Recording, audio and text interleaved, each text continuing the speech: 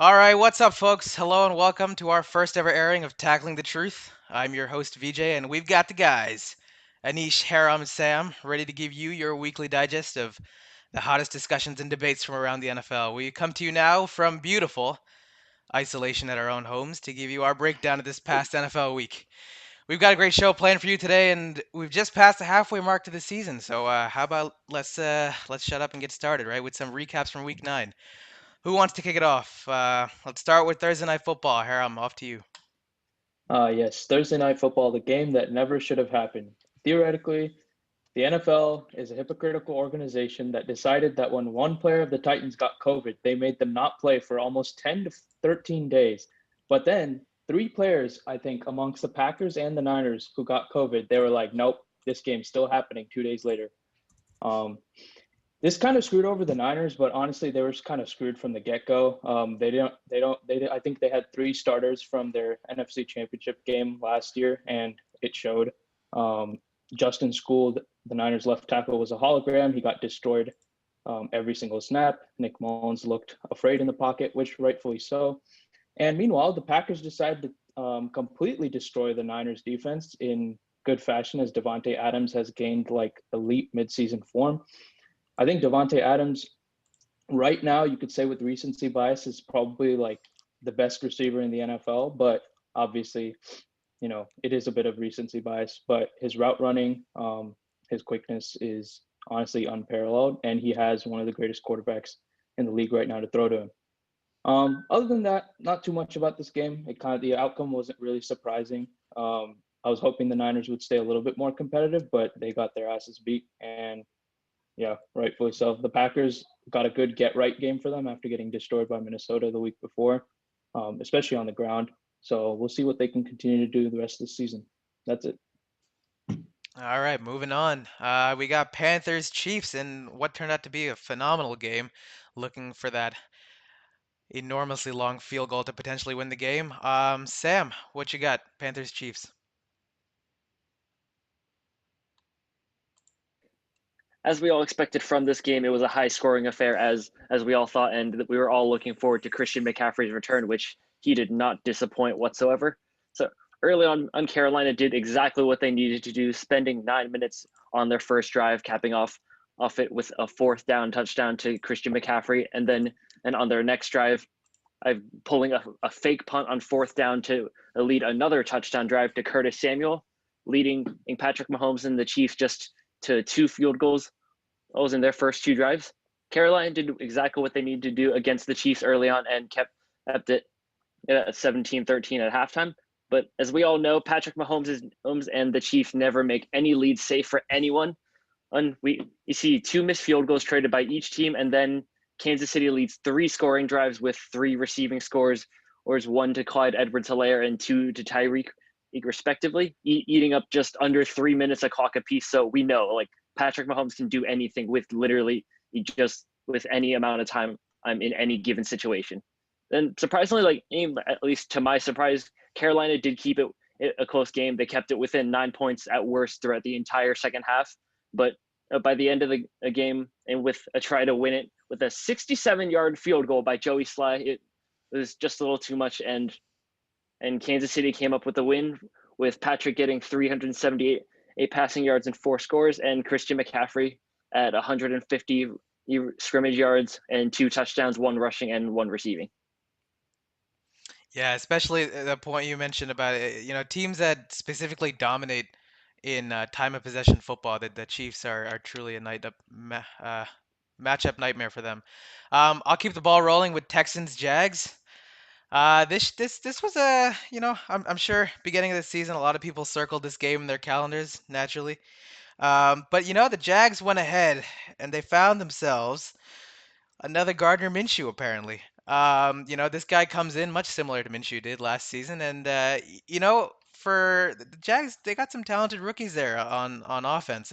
James Robinson, he's been rolling all season, and now Jake Luton. I mean, his debut didn't come without its share of flaws, but I mean, I give the kid some credit, especially the 80-yard potentially game-time drive that he had towards the end of that game. They fell two points short at the end, but the Jags they look like a team that And say what you will about Doug Marone, I'm not really sure that his team is prepared to run through a wall for him. But the Jags are in a position where they can be happy with their performance, especially like trying to see the potential of their roster before entering the offseason and hopefully fixing some of the pieces that they're missing. But you know, a pretty historic day on the Texans side. Give credit to J.J. Watt, who's now the 35th player in NFL history to reach the 100 sacks in his illustrious Hall of Fame career. Nothing really much to say here about the Texans. I think Deshaun Watson is someone who's been constantly kind of slept on this year, and by slept on I mean not necessarily. It's natural with this team being right now at 2-6, with their only two wins being against the Jacksonville Jaguars. But Watson looks like he's really giving it all in his games, and that's something that I observed this past weekend. And here's a fun fact about Deshaun Watson. He's only the second QB now since 1948 to start 2-6 or worse but have over 105 passer rating in that span of 8 games. So Deshaun Watson, he's not the reason this team is losing football games. And if you really take a deeper dive into what their schedule has been shaping up to be, the Texans have had almost a brutal schedule up till this point, with really the only games that they were favored to win being the Jacksonville Jaguars and then the Minnesota Vikings, who at this point are pretty much a trap game for any competitive football club. So not too much of a takeaway here. I don't think anyone was really surprised by the outcome of this game. But the Texans at this point are kind of gonna end up being like the Vikings in some ways, where you got Watson who has this capacity to stretch the field. When he needs to. He had that 77-yard deep touchdown to Will Fuller, another 50-plus yard touchdown to Brandon Cooks, and this offense is starting to click now, which we didn't see as much in the beginning of the season.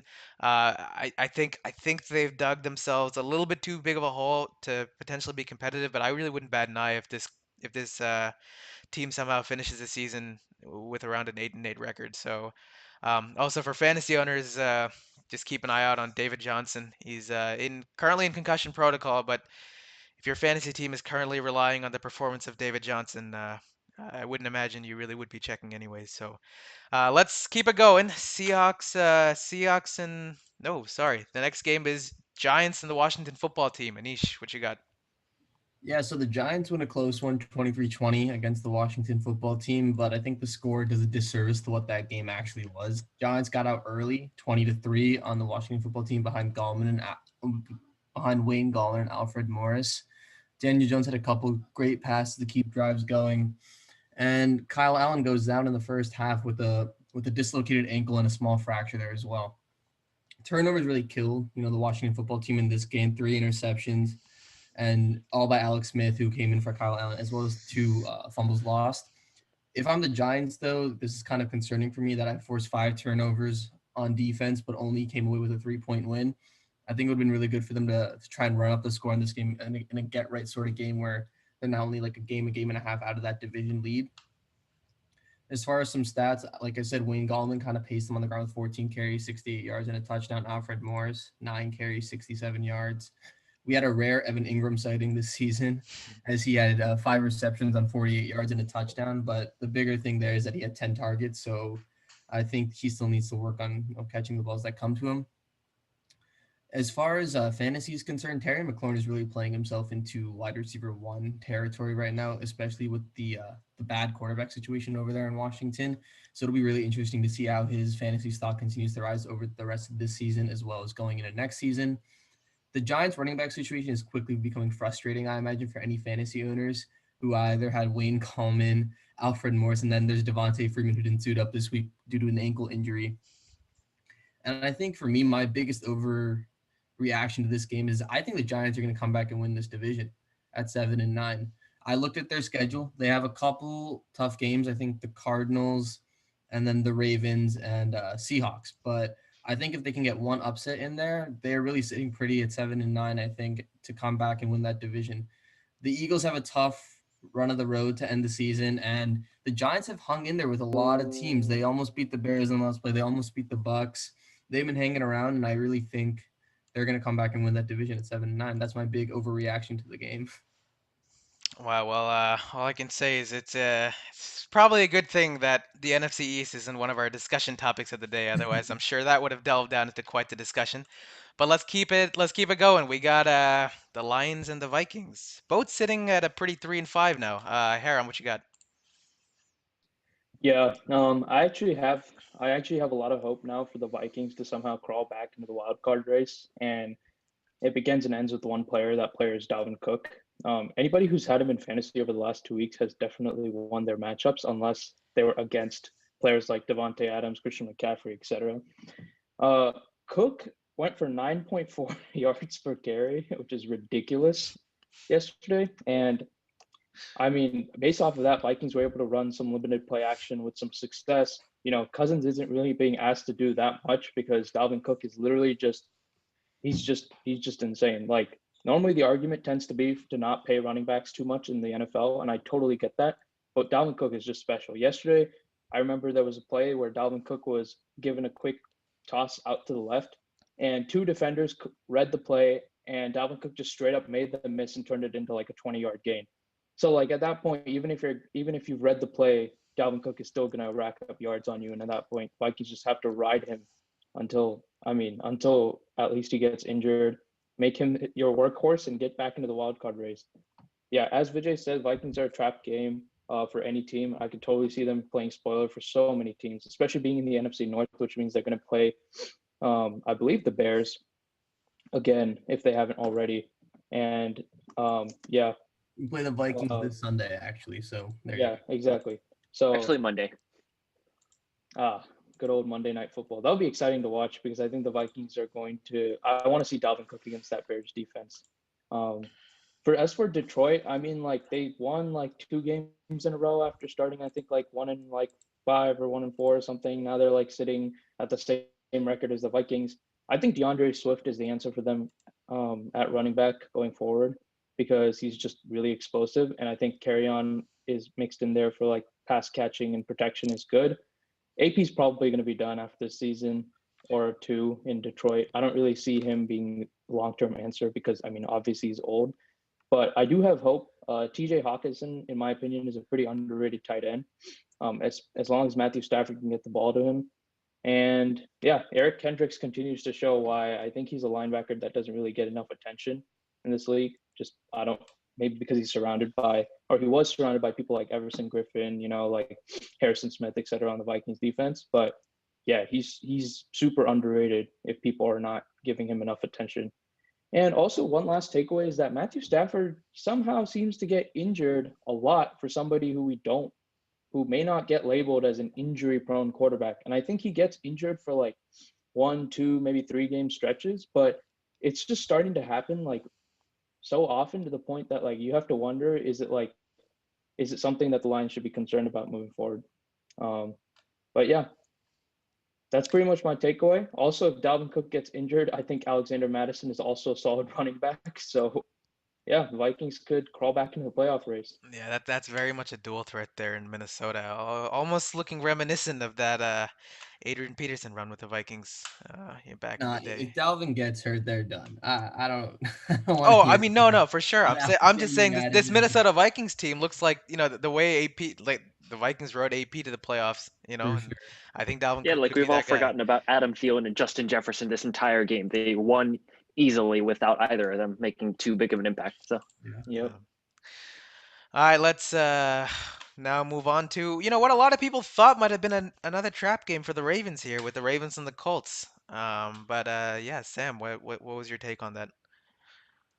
like I say, yeah, in an underrated matchup between two definitely playoff contention teams, the Colts definitely looked promising out the gate. They led at a long drive that ended with a 1 yard score to Jonathan Taylor.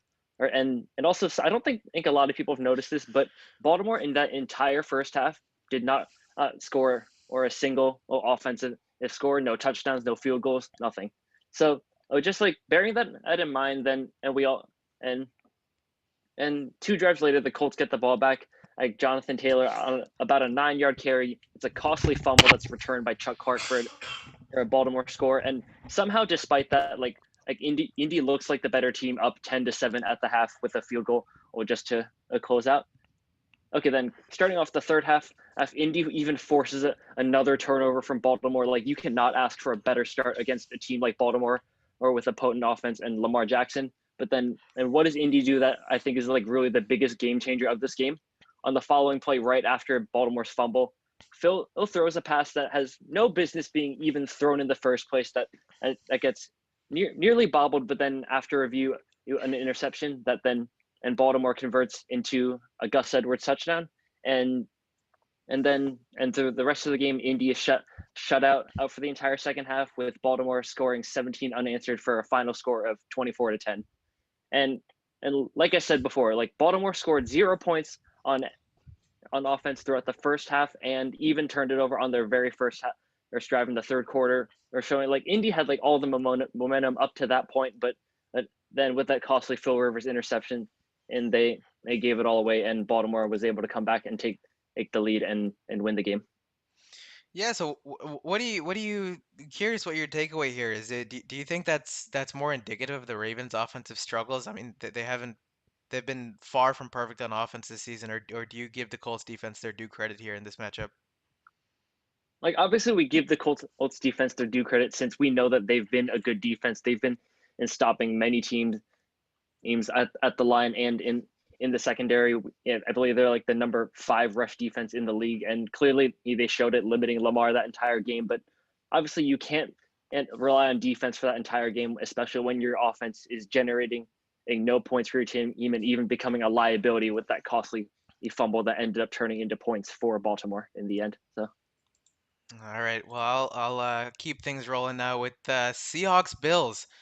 That was quite the game. A pretty surprising outcome for I think most would say. I mean, really, what it comes down to is the Seattle Seahawks are not playing a sustainable form of football whatsoever.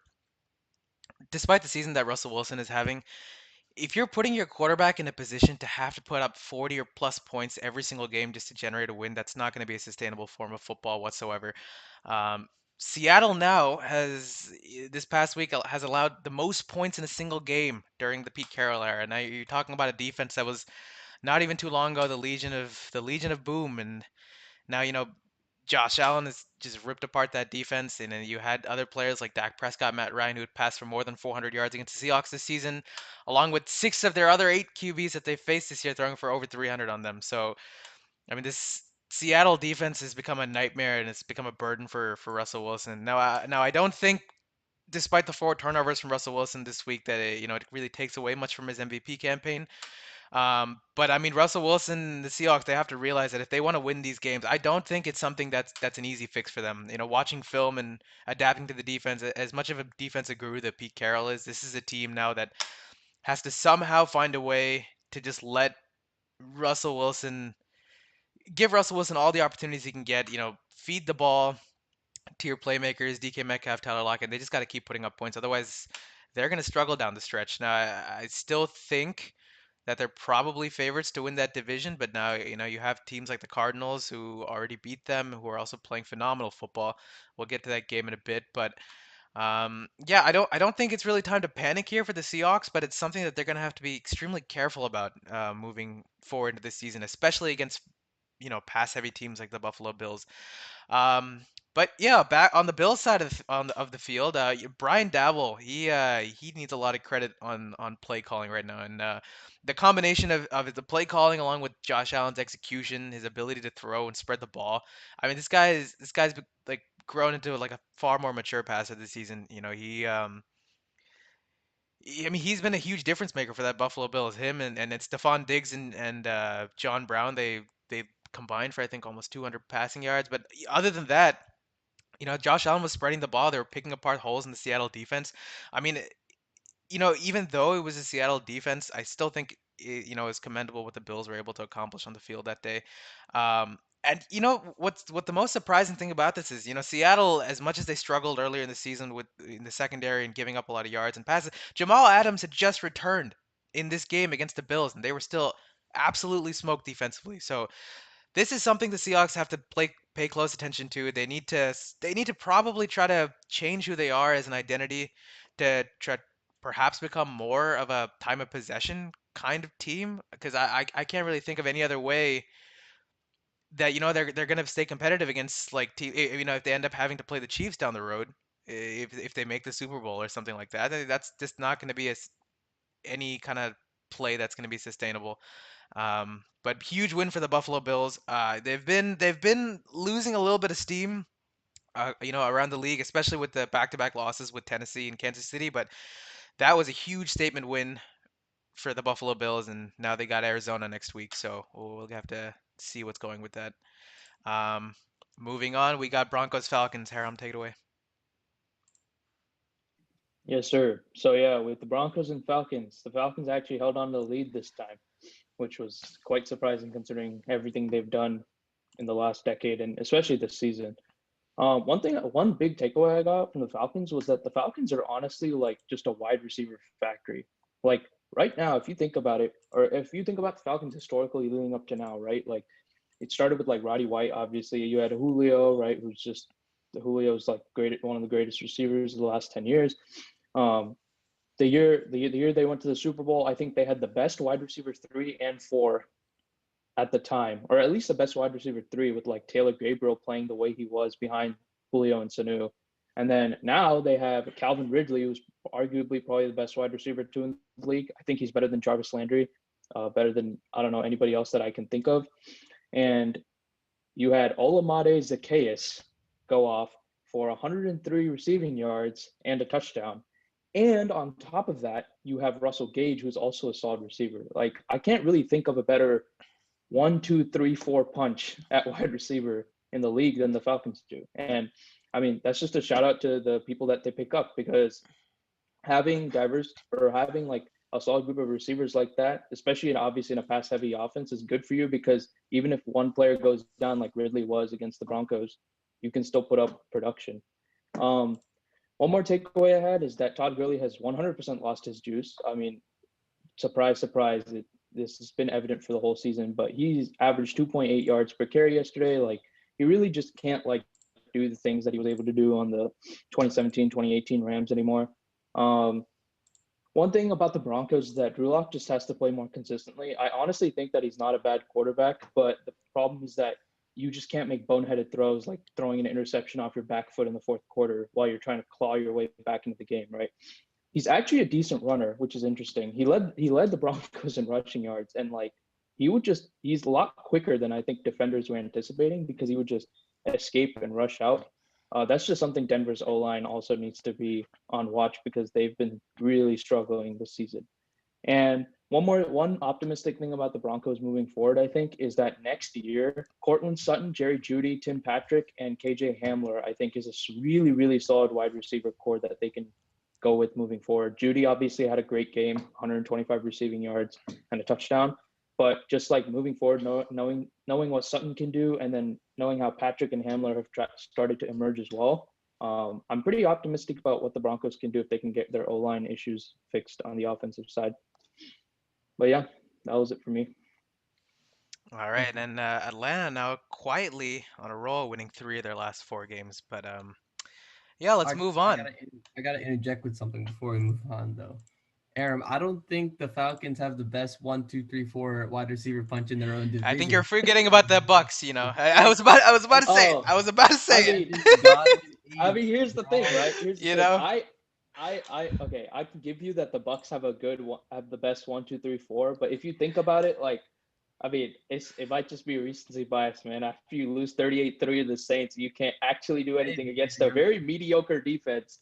Like, when it comes to production, like right now, I mean, I'll just say that they're definitely not the best, maybe not the best in the NFL or even the best in the division, but I'm just saying something to watch out I for is mean, how the listen, Falcons man. can If you produce want to wide compare receivers. Olamide Zacchaeus and Russell Gage Antonio Brown. to Antonio Brown And and Gronkowski. Rob Gronkowski, I mean, that's Okay, but who had more receiving yards yesterday? Antonio Yeah, Brown slash exactly. Rob Gronkowski or Olamide Zacchaeus? Zacchaeus. Yeah. Also, other note about the Falcons, they released Tack McKinley today, former first round Yes, they pick. did. So it'll be interesting to see who scoops him up in the NFC to AFC. I'm sure it'll be a contender, but it'll be interesting to see who tries to pick him up to shore up some defensive issues. all right. Well, let's keep things going. Oh, the timer just says it's time for our first debate topic of the day. Looks like it just missed that little recap on Seattle, but we come down to our first question. Now it's we can go open discussion. How far can Seattle go this postseason? That's been the question posted.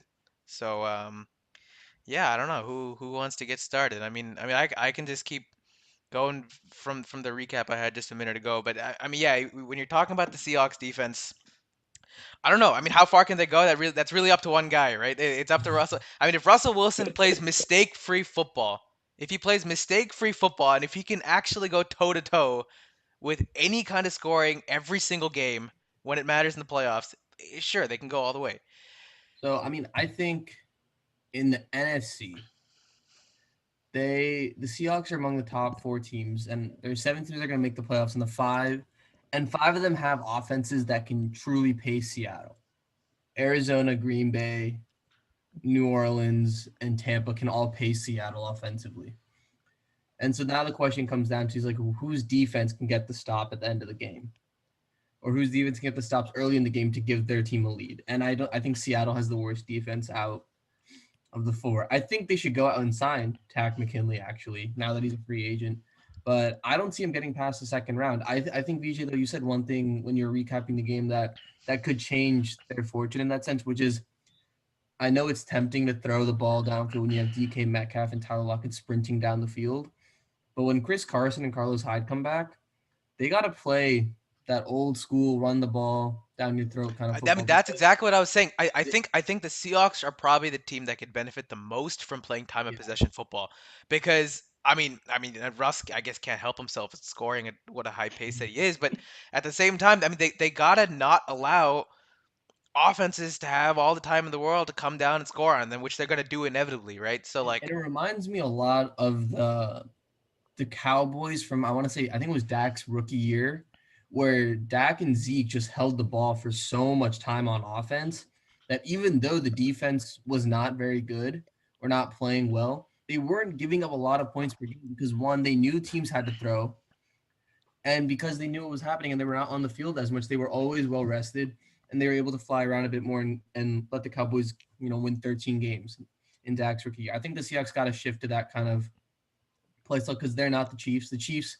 have a defense that will let them come back into games when they get behind. Seattle can score in spurts and they can put up 30 points, but if their defense is on the field that often, they're going to be chasing leads every single game the rest of the way. And I think in the playoffs, when you're going against the Bucs front seven, the Saints front seven, which has come alive in the past 2 to 3 weeks, the Cardinals are in the same situation, I think, with as the Seahawks, and then the Packers, who also have a pretty solid front seven. Seattle really needs to evaluate how they're going to try and hide the issues on their defense, and I think Jamal Adams needs to get healthy too. But right as it stands right now, I don't see this team getting to the conference championship. I don't even know if this team is gonna win the division. Yeah, I mean, exactly. you look at their next 2 games, and it's huge because they got the Rams in Week 10. All right, Mhm. and I mean, say what you will about the Rams, but they got an offense, right? And we've seen Jared Goff throw for several hundred yards against. You can pick apart a bad defense. Yeah, every team has used the Seattle, whether they won or lost the game. Every team has used the Seattle defense as a get right game. Right, and so I think. I mean, okay, let's say Seattle holds on against the Rams, but then you're looking at Seahawks Cardinals Week 11. That's going to be for the division because if the Cardinals take the Week 11 game, they would have swept Seattle this season. Yeah, And then but here's where Seattle really lucks out because they get to play the Eagles, the Giants, the Jets, and the Washington football teams for a 4 game stretch. So right. I mean, Well, here's the thing though: is Arizona's only 1 game back, so that's what I'm saying. theoretically, Like by all week by Arizona week needs. 11, Cardinals could potentially take the division from them. Yeah, But what happens exactly. after that point, I'm not The too sure. Rams will a loss to the Rams just icing on top at that point, but it'll be interesting for sure. And How yeah, go ahead. no, it'll just be. I'm just saying it'll be interesting to see how it shakes up. But regardless, I think though with the winning the division is not as important this year unless you're in the NFC East, just because of the lack of crowds. Yeah. That I mean, I I don't I agree, but don't. but Seattle's still playing for the 1 seed. That's true. Yeah, I mean you're You know absolutely what right. I'm It's very saying? They're still playing possible. for the 1 seed. And you know what? I was taking a look at the Arizona Cardinals schedule while we were having this discussion, and you know what? I actually think this whole divisional race is going to come down to. I think it's going to come down to the Cardinals Bills game in Week 10 because the Cardinals have to win that game to make. I Yeah, mean, they have to win that game because because in the especially because late they stretch the lost to Cardinals have just Miami. yeah. The Cardinals lost to Miami, who Seattle beat. So now to even it out, they got to beat the Bills. They got to beat the Bills. One of those. And then we'll see what happens with the Seahawks Cardinals game, and then the Cardinals got New England, they got the Giants, they got the Eagles, they got the Niners in that late game stretch too. So, I mean, you're right. It's gonna be interesting to see. But at this point, the So, Cardinals are so definitely the more complete team. here's the follow up question. I think this ties into the discussion we're gonna have about the Dolphins Cardinals game, but I think it's more apt here. Who do you think gets further in a situation where the Cardinals and Seahawks both make it? Would you trust the Cardinals to get further in the playoffs this year than Seattle? Well, here's what I would say. That's a really good question. I really think it just comes down to who wins well, okay. Well, would the See, winner of that division would Chandler the Jones is winner of on the that field. division I say get the one Cardinals seed? do. Would the winner of that division get the one seed? Yeah, I would think Or is so. it going to be the Saints? No, it could be the Saints. The Saints are But rolling. We'll get to that in a bit, but there's no guarantee that the winner of that division gets the one seed. And I think in the event that neither of the two teams, neither Seattle nor Arizona gets the one seed, I see Arizona going further than Seattle on paper.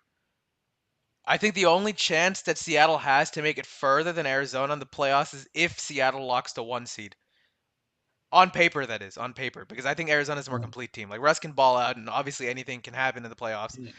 But that's just my takeaway. Because I think it's important as hell for Seattle to get that to lock that way. I mean, because anything can happen. But I think Arizona is competitive enough to defensively and offensively to be able to put up and make it out of that wild card One of weekend. those So teams has to sign Tack McKinley, and I think whoever does that is going to go further. And I mean, right now, I'm going to lean Cardinals. Vijay, you know this. The Cardinals are my preseason pick to get out of the NFC. yeah, So yeah. I mean, and Yeah, it's you were right, man. You hit. They're playing good football. They're playing damn good football. So I really said Chandler Jones is hurt because seasons like this where you're rolling are hard to come by in the NFL, and I yeah, really think yeah. Chandler Jones being on the field would have made all the difference in the world. But between the two of them, I trust the Cardinals to come out of there. I think Kyler has to clean up a bit in terms of turnovers, but I trust them come postseason time to run the ball, control the clock, and they have Christian Kirk and DeAndre Hopkins and Larry Fitzgerald out there running at receiver. So I Yeah, would. and healthy Kenyon Drake maybe. Well, I mean, Yeah. we don't know what kind of impact he's gonna have, but he might Mhm. he might So anyone have any last thoughts before we move on into the week 9 yeah. game recaps? Yeah, I don't trust the Seahawks defense like one bit. I mean, I don't know what's up with Jamal Adams. He's probably still hurt. He just doesn't look the same as he did on the Jets last year. Quentin Dunbar was dealing with a chronic knee injury, and he was still playing and just getting burned over and over in that game. And if they can't figure out how to honestly just like not, I mean, I was talking about this with a friend earlier.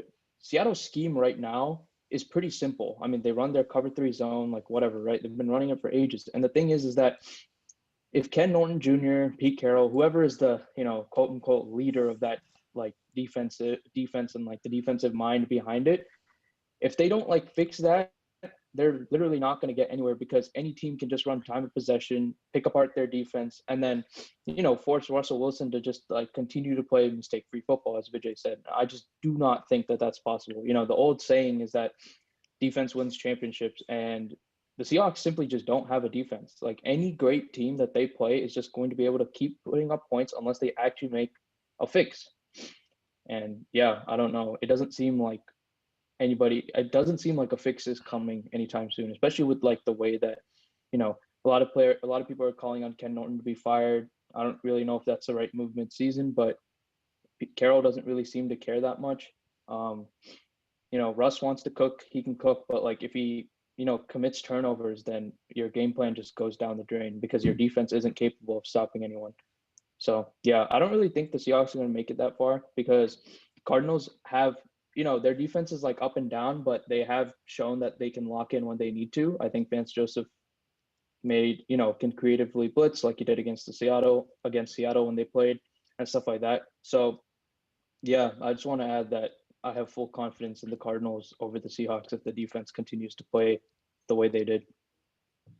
All right, these next two divisional games are definitely going to decide the division against the Rams and the Cardinals. Like these are both huge, and we both know that if the Cardinals win, then they get that tiebreaker on at Seattle, and that's essentially game over. And we've never even seen a Pete Carroll Seattle team with no defense as bad as this. And like yeah, sure. Like yesterday, we can talk about. Seattle's RB1 was DJ Dallas, but and like even whenever Chris Carson or Carlos Hyde come back, like I'm sure that'll be an improvement and like that'll get the ball rolling for what Seattle wants their offense to be. But as you guys have said, like even if they can and pull out a one divisional a win in the next 2 weeks, either against the Rams or the Cardinals, I don't see them pulling two, and I think that's gonna keep them from winning the division, and then Arizona will take it in the end. All right, well, I don't want to let this run too late, but I will end it on yeah, man, let Russ cook. Just gotta hope he doesn't burn his food, you know? All right, moving on. We have a juicy matchup that just transpired between the Bears and the Titans. And I'm gonna pass this on to our resident Bears fan, Anish. The final score for those who didn't watch the game was 24-17. If you were a Bears fan and watched the game, it really felt like 49-3.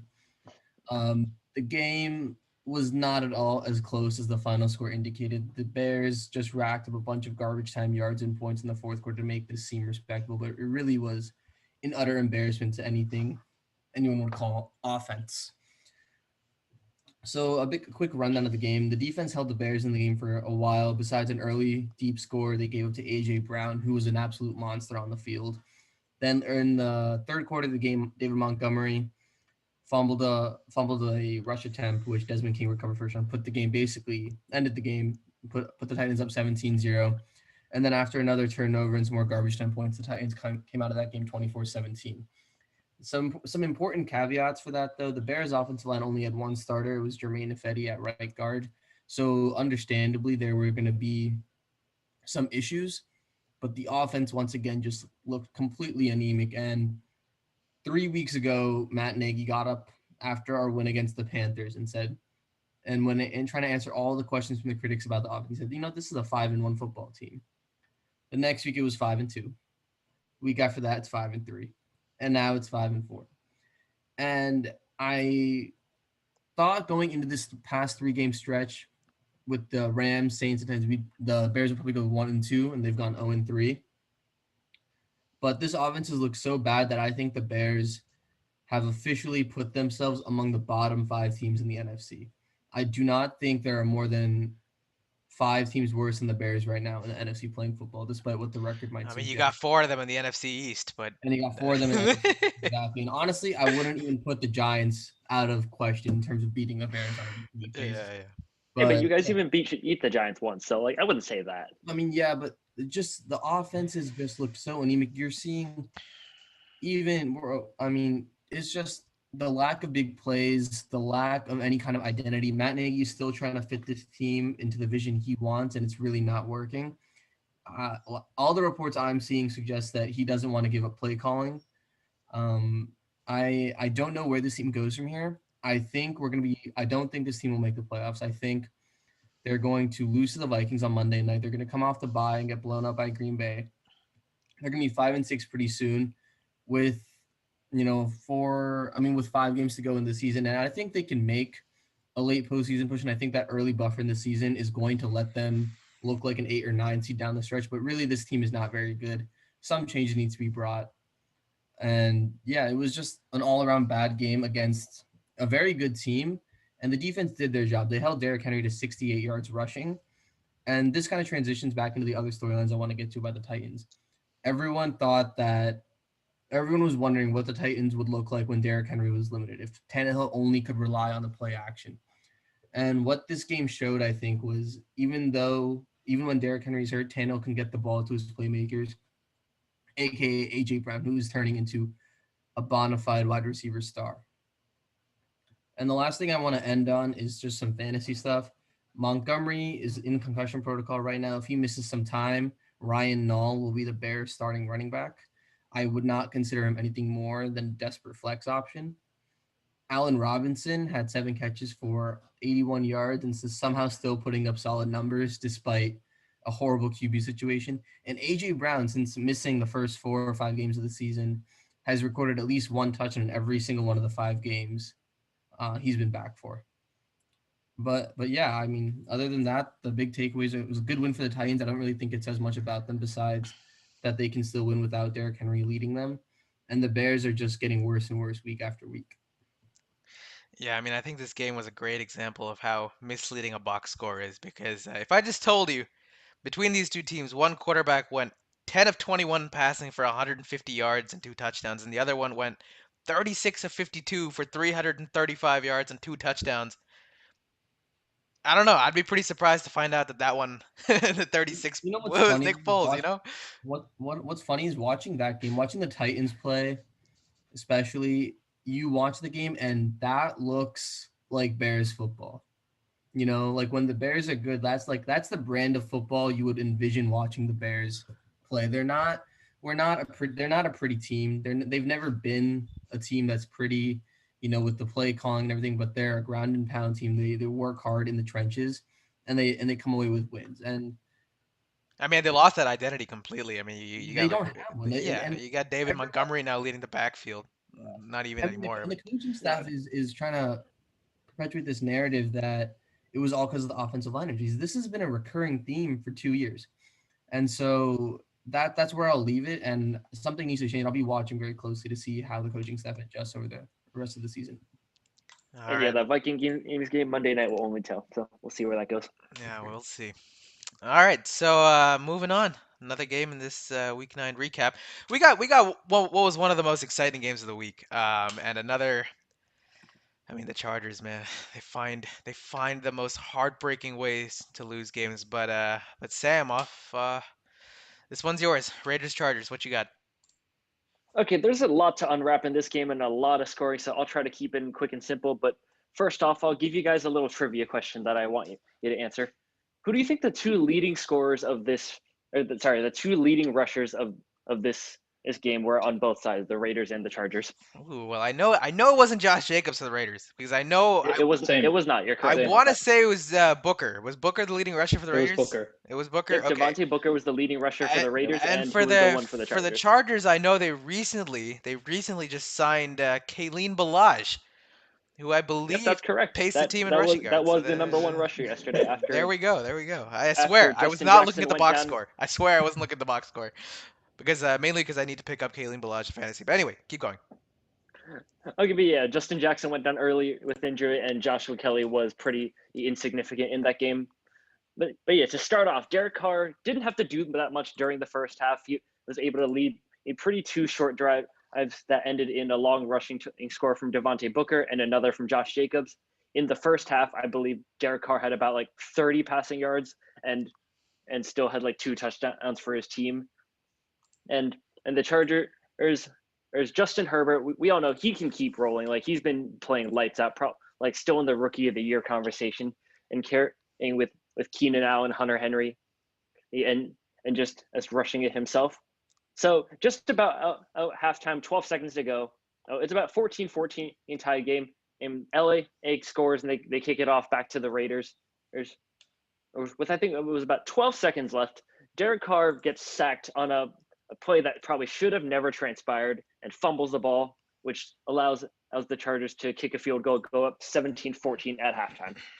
Okay, now coming out second half, we finally see the Derek Carr that we saw against the Chiefs a couple weeks back, rolling out the gate with a 45-yard touchdown to Nelson Aguilar and then another 50-yard bomb to Hunter Renfrow that ends in a Darren Waller touchdown. Then, and comes the fourth quarter, where we get another Justin Herbert methodical drive that ends with a 4-yard score to Gabe Neighbors to make it a 2-point game, 28-26 Las Vegas. So Gabe something I Neighbors. purposely left out earlier was in the first half. I told you the Raiders had a costly fumble and Chargers got a field goal. Oh, easy free points just to give them a 3-point lead at the half. But in the first quarter, or on I believe it was the Chargers' second or third drive, Michael Badgley attempted a 48-yard kick that went wide right. And keep in mind, right before the fourth quarter, it's a 2-point game, 28-26 Las Vegas. So after some time and the Raiders getting the ball back to make it a 5-point game, Justin Herbert gets one last shot with about 5 minutes on the clock and plenty of time to engineer a game-winning touchdown. And then that's to the 5-yard line and a great catch by Mike Williams with about 15 seconds left, and then 1 second left after the spike and setup with a game-winning touchdown to Donald Parham, which was then called back for an incompletion, which just about sums up the Chargers for the past couple of years and just this entire season taking the most painful losses, despite Justin Herbert going for 325 of passing yards and a 100 burger for Keenan Allen and a score, which is just unfortunate to see in the end. All right, well, I mean that. Yeah, one thing that was, Yeah, go ahead. you know, no, one thing I was just want to say was that, yeah, I mean, it was really sad for the Chargers. It was actually, in my mind, a great play design because they stacked Hunter Henry, Keenan Allen, and Mike Williams on the left side and decided to run the same, back shoulder fade or whatever to their backup tight end on the right. I heard a lot of people saying that it was face guarding and there should have been a flag on that play. I don't really know if I agree with that, but yeah, I mean, the Chargers' backup tight end failing to survive the ground on a catch to give them the win at the last second is pretty much the most Chargers thing that he could have done this season. So that's all. And like I said earlier, the Chargers missed a field goal early in the first quarter. And then keep in mind, like at the end of the game, it was a 5-point game. So imagine you make that field goal, then you could have won that game at the end with the field goal because it'd be a 2-point margin. Yeah, but no, then and Justin Herbert had to go with the game winner to Parham. That was unfortunately he dropped at the end, which basically defines the Chargers season as best it could. I mean, with that game recap, the buzzer just went off, and you know what that's time for? It's time for another discussion topic of the week. This one's about Anthony Lynn. Is Anthony Lynn on the hot seat now for the Chargers? I mean, anyone want to get started here? I'll get started on this because he should have been on the hot seat last year, and he should be off the hot seat now because he shouldn't be coaching his team anymore. I like Anthony Lynn. I think he comes from a good background. He's an offensive guy, and the offense is playing super well. I just think when you draft a quarterback as high as they did, that ends up panning out, which it looks like Herbert's going to. You open your championship window right then and there. They did it with Mahomes. It happened to Russell Wilson. It's happening with Kyler Murray. It's happening with Lamar Jackson. It looks like it's going to happen with Joe Burrow right now. All these young guys on their rookie deals, you open the championship window as soon as you realize that there's something special. And you got to, and your time to strike is when they're on that rookie deal and you don't have to pay them so you can kind of beef up the rest of the team. This team needs a defense. Anthony Lynn in his 4 or 5 seasons with the Chargers, he's 28-27 as a head coach. In their one postseason run, they beat the Ravens in Lamar Jackson's rookie year, and they got absolutely demolished by a 40-year-old Tom Brady. And now coming into this season, we're just talking about the Raiders game. That play call, I don't understand why, with the game on the line, you want to throw a fade to your third string tight end to win you a game when you have Keenan Allen on the field. I mean, they went for that fade twice, dude. They went once to Mike Williams, and it didn't work. And I don't know why it's almost like deja vu. How many times in the last like 10 years of you watching football have you seen that exact image of the Chargers at the goal line, like in position to potentially win slash tie game, and some kind of boneheaded either whether it's like a poor clock management. Like we've literally seen Rivers at the 1 yard line lose a game because it's like a 10-second runoff, and then like now you have like 2 goal line fades.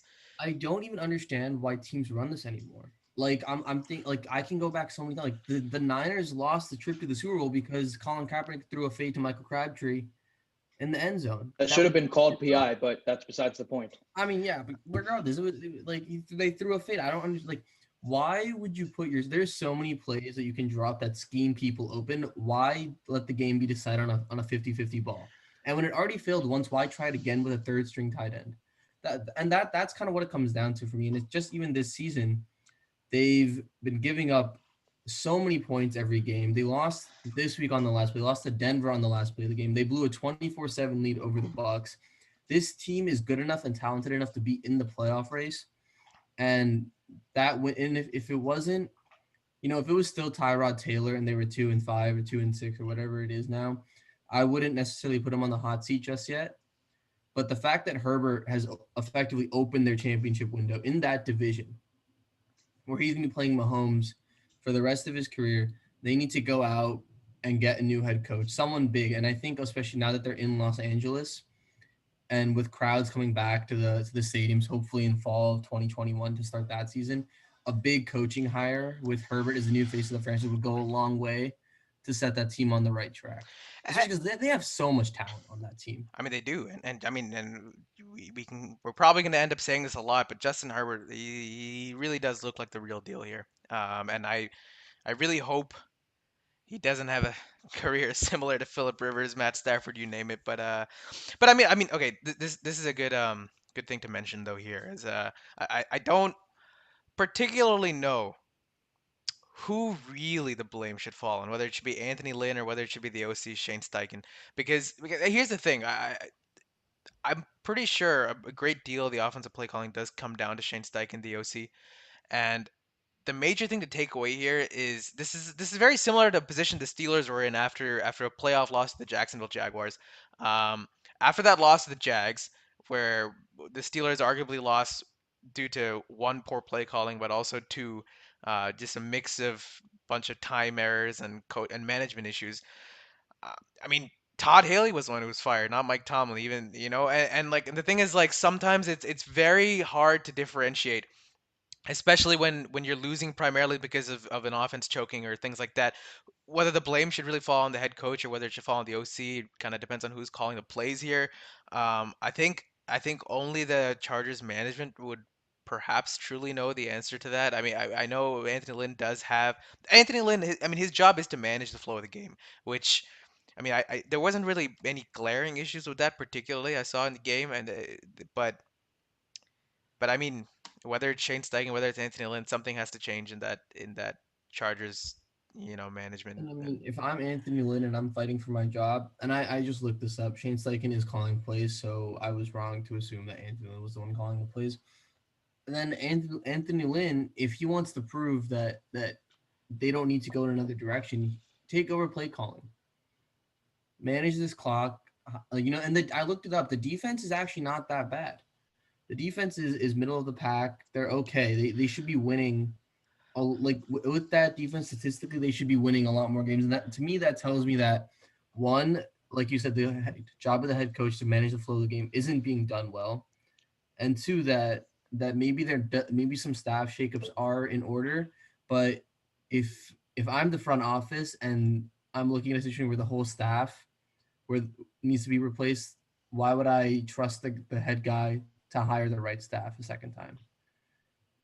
yeah, yeah, I mean, s- the OC was only recently, I believe, given the chance to call plays, and I think that's partially due to the fact that they wanted to change these things on offense, that something wasn't working before. So, I mean, I think it's kind of a I mean, I see that, and this is where I give the Chargers a bit of, and I think this is the big issue, especially if you're a GM right now, is the fact that you know when you're talking about the progression of how Justin Herbert has played this season. I mean, a bad like management and coaching and stuff can like ruin a rookie's success in the league.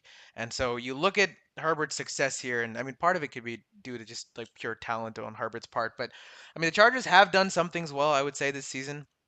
Um, I think this is just it's really just tough for me to know whether this is just like a classic Chargers loss or whether there's something truly flawed, with the coaching. It could be a bit of both, but perhaps it wouldn't hurt to change up.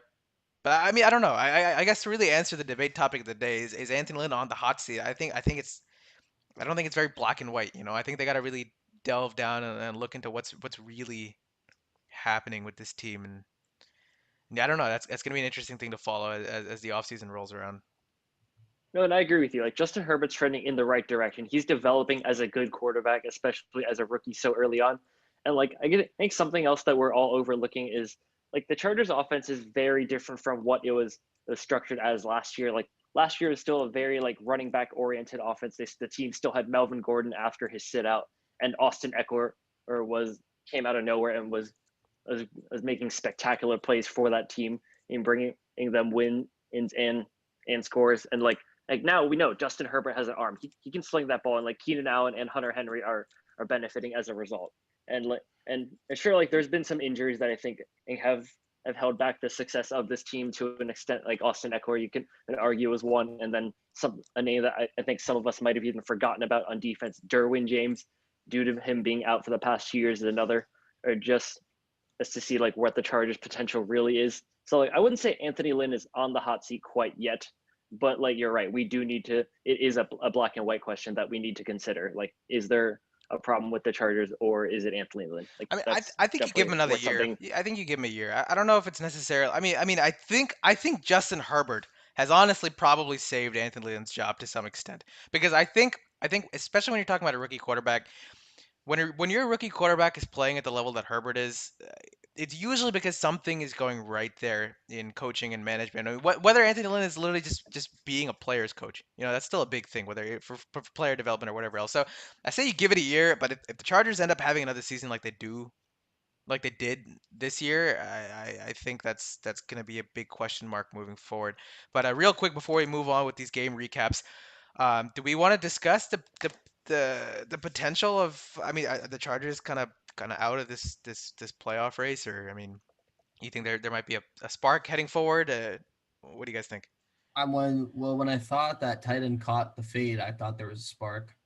Yeah, I mean, for a brief second, I thought there was a spark there because they've been close games this season, but they're sitting at 2-6 now. There's just too many teams in the AFC that one we expect to be good, and other teams that we didn't necessarily expect to be good that are good now.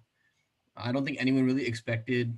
I guess people might have expected the Browns. I personally did not expect the Browns to be hanging around this late in the season. Miami has been the true surprise of the AFC, yeah, and I think that's kind of eliminated any kind of outside shot the Chargers might have had yeah, of making it as a 7 seed. yeah. Talk about a Yeah, team. like earlier we are discussing the Colts, but then even like after their loss to Baltimore, we don't know what their potential as a playoff team is anymore either. So Yeah, I mean that's true too. But all right, I guess we'll keep moving with these game recaps. That was a good discussion. But also, you guys, I know I've been saying this ironically all day, but definitely do circle your calendars for Justin Herbert versus Tua, Week 10. Moving on, we got who we got, who we got, who we got. We got Steelers Cowboys. I guess that one's mine. So let's roll with and with full disclosure, I am I guess our group's resident Steelers fan, but I'll be rational about this thing. When I saw the Steelers in a position to lose to the Cowboys, and this is something Steelers fans know better than anyone else, no one was really batting an eye. Mainly because this is what the Steelers do. We somehow find ways. The Steelers find ways to play down to their opponent, and they have been doing so all throughout the Big Ben era. And this is, I mean, I wouldn't even go to the extent to saying the Cowboys were a trap game. I mean, earlier in the season with Dak being there, that would have been a completely different style of game. But you know, give the Cowboys their due credit. It took not one, not two, but it took a third try QB to finally find a guy who was able to move the ball downfield. I mean, Amari Cooper kind of had a bit of a resurgence. This kid Gilbert, he can play. Garrett Gilbert, maybe all Dallas needed was another Garrett. So, you know, I mean, that's really all I can say. I mean, the Cowboys played well. They did what they had to do, and you're talking about a Steelers club right now who's arguably exhausted, especially coming after games of Tennessee and Baltimore, and that early bye week. I honestly think might end up costing the Steelers down the stretch because I mean, right now the way that they're playing, the defense, especially the offense being somewhat lackluster. I mean, this defense is getting tired and tired and tired. And so, I think the Steelers are fine. I think they're fine because I think one of the things that people are quickest to judge, especially after this game against the Cowboys, are I don't know, man. The Pittsburgh Steelers are looking like one of the worst 8-0 teams I've seen in recent history. I'm like, how many 8-0 teams have you seen in recent history? That's what I'm also trying to say. All right, these are Like games. four, and they're all better than the Steelers. I mean, you're right. I mean, objectively, that statement is probably true. But here's also what you got to realize. These are games in recent history that the Steelers have not been closing out on. I mean, you talk about the last 10 years when the Steelers have been losing to the subpar Tennessee Titans from back in the day and the subpar Jacksonville Jaguars from back in the day, and they always play these kind of trap games where they end up falling short. And I think the one thing that I'm seeing in the Steelers this year is they're pushing so hard to close out these games, and this defense is playing lights out. And you know what? All these close games, it has not been Big Ben who has the 2 minute drill, who's going down the field for a game-winning game. It's the defense who's stopping a potential game-winning drive, and it's been happening. And I think this is a definitely, I would say, from the Steelers teams that we've seen throughout the years, probably one of the most sustainable forms of winning games. And I think, I still think the Chiefs are the team to beat in the AFC. But it's going to be interesting to see what the Steelers do down the field. But anyway, back to this Cowboys discussion. I briefly brought up Garrett Gilbert. The Cowboys EVP Stephen Jones said on 105.3 that when he's cleared, we fully expect him to be our starter. And I'm not talking about Garrett Gilbert here. I'm talking about Andrew Dalton, who is expected to take the reins back for the Dallas Cowboys starter. And here I honestly think, and I kind of wish we briefly talked about this as our debate topic, but I'll make it quick. The Cowboys are not out of this divisional race whatsoever. And this has been the best offensive showing the Cowboys offense have had since Dak Prescott went down. And it's not like Andrew Dalton was, tearing it up either. I mean, sure. I mean, he really only had a game and a half to really make a difference. But I honestly thought, I'm kind of surprised. I think Dallas would be smart to just kind of ride with the quote unquote hot hand here and see what Garrett Gilbert can do. I mean, Garrett Gilbert I mean, he's no rookie. He has some veteran, I mean, so does Andy Dalton, but um, I mean, the Cowboys are only one game behind the Eagles, and they played their best game that they've played without Dak Prescott. They've played by far their best game that they've played without Dak Prescott so far this season, and yeah, I mean that defense, as much as it's been kind of toyed with this season. I mean, Jalen Smith is still showing that he's an All-Pro linebacker. Um, you know, despite Ben getting, but besides the Steelers' offense not really giving up any sacks, I mean, the Cowboys were constantly putting pressure on the Steelers to perform there, and I mean, it's going to be interesting. I mean, we can talk for hours about this NFC East race, but all I'm saying is don't count out the Cowboys. But I think they would be smart to roll with Garrett Gilbert. Um, yeah. So let's keep moving on with this. Now All now right, we and c- then I got yeah, yeah. one Go ahead. comment Go ahead. Do ahead. about the whole Steelers being overrated as an 8-0 team. There are a number of, I would say, you'd be hard pressed to find a team that at the beginning of the season wouldn't take being the worst 8-0 team of all time. Exactly, That's a man. very good spot to be in if you're the worst 8-0 team of all time. There are not a lot of easy wins in the NFL, even if it's a trap game, even if against the them boys. All right. So that's all I'm saying. That's all I'm saying. That being said, the Steelers' offense does have to start clicking. Chase Claypool, several drops. I mean, they got to start clicking in some ways. But I mean, yeah, yeah. There you go. That's really all I have to say. Yeah, it'll be interesting to see what the Steelers can do against Joe Burrow coming off a bye and Yeah, what he totally, and the totally. Bengals offense can do That next week. that that I actually think is very much a trap game. I think that's going to be a super interesting matchup, the Steelers and the Bengals. And once again, I really would not bat an eye if we see the Bengals coming out on top on that one.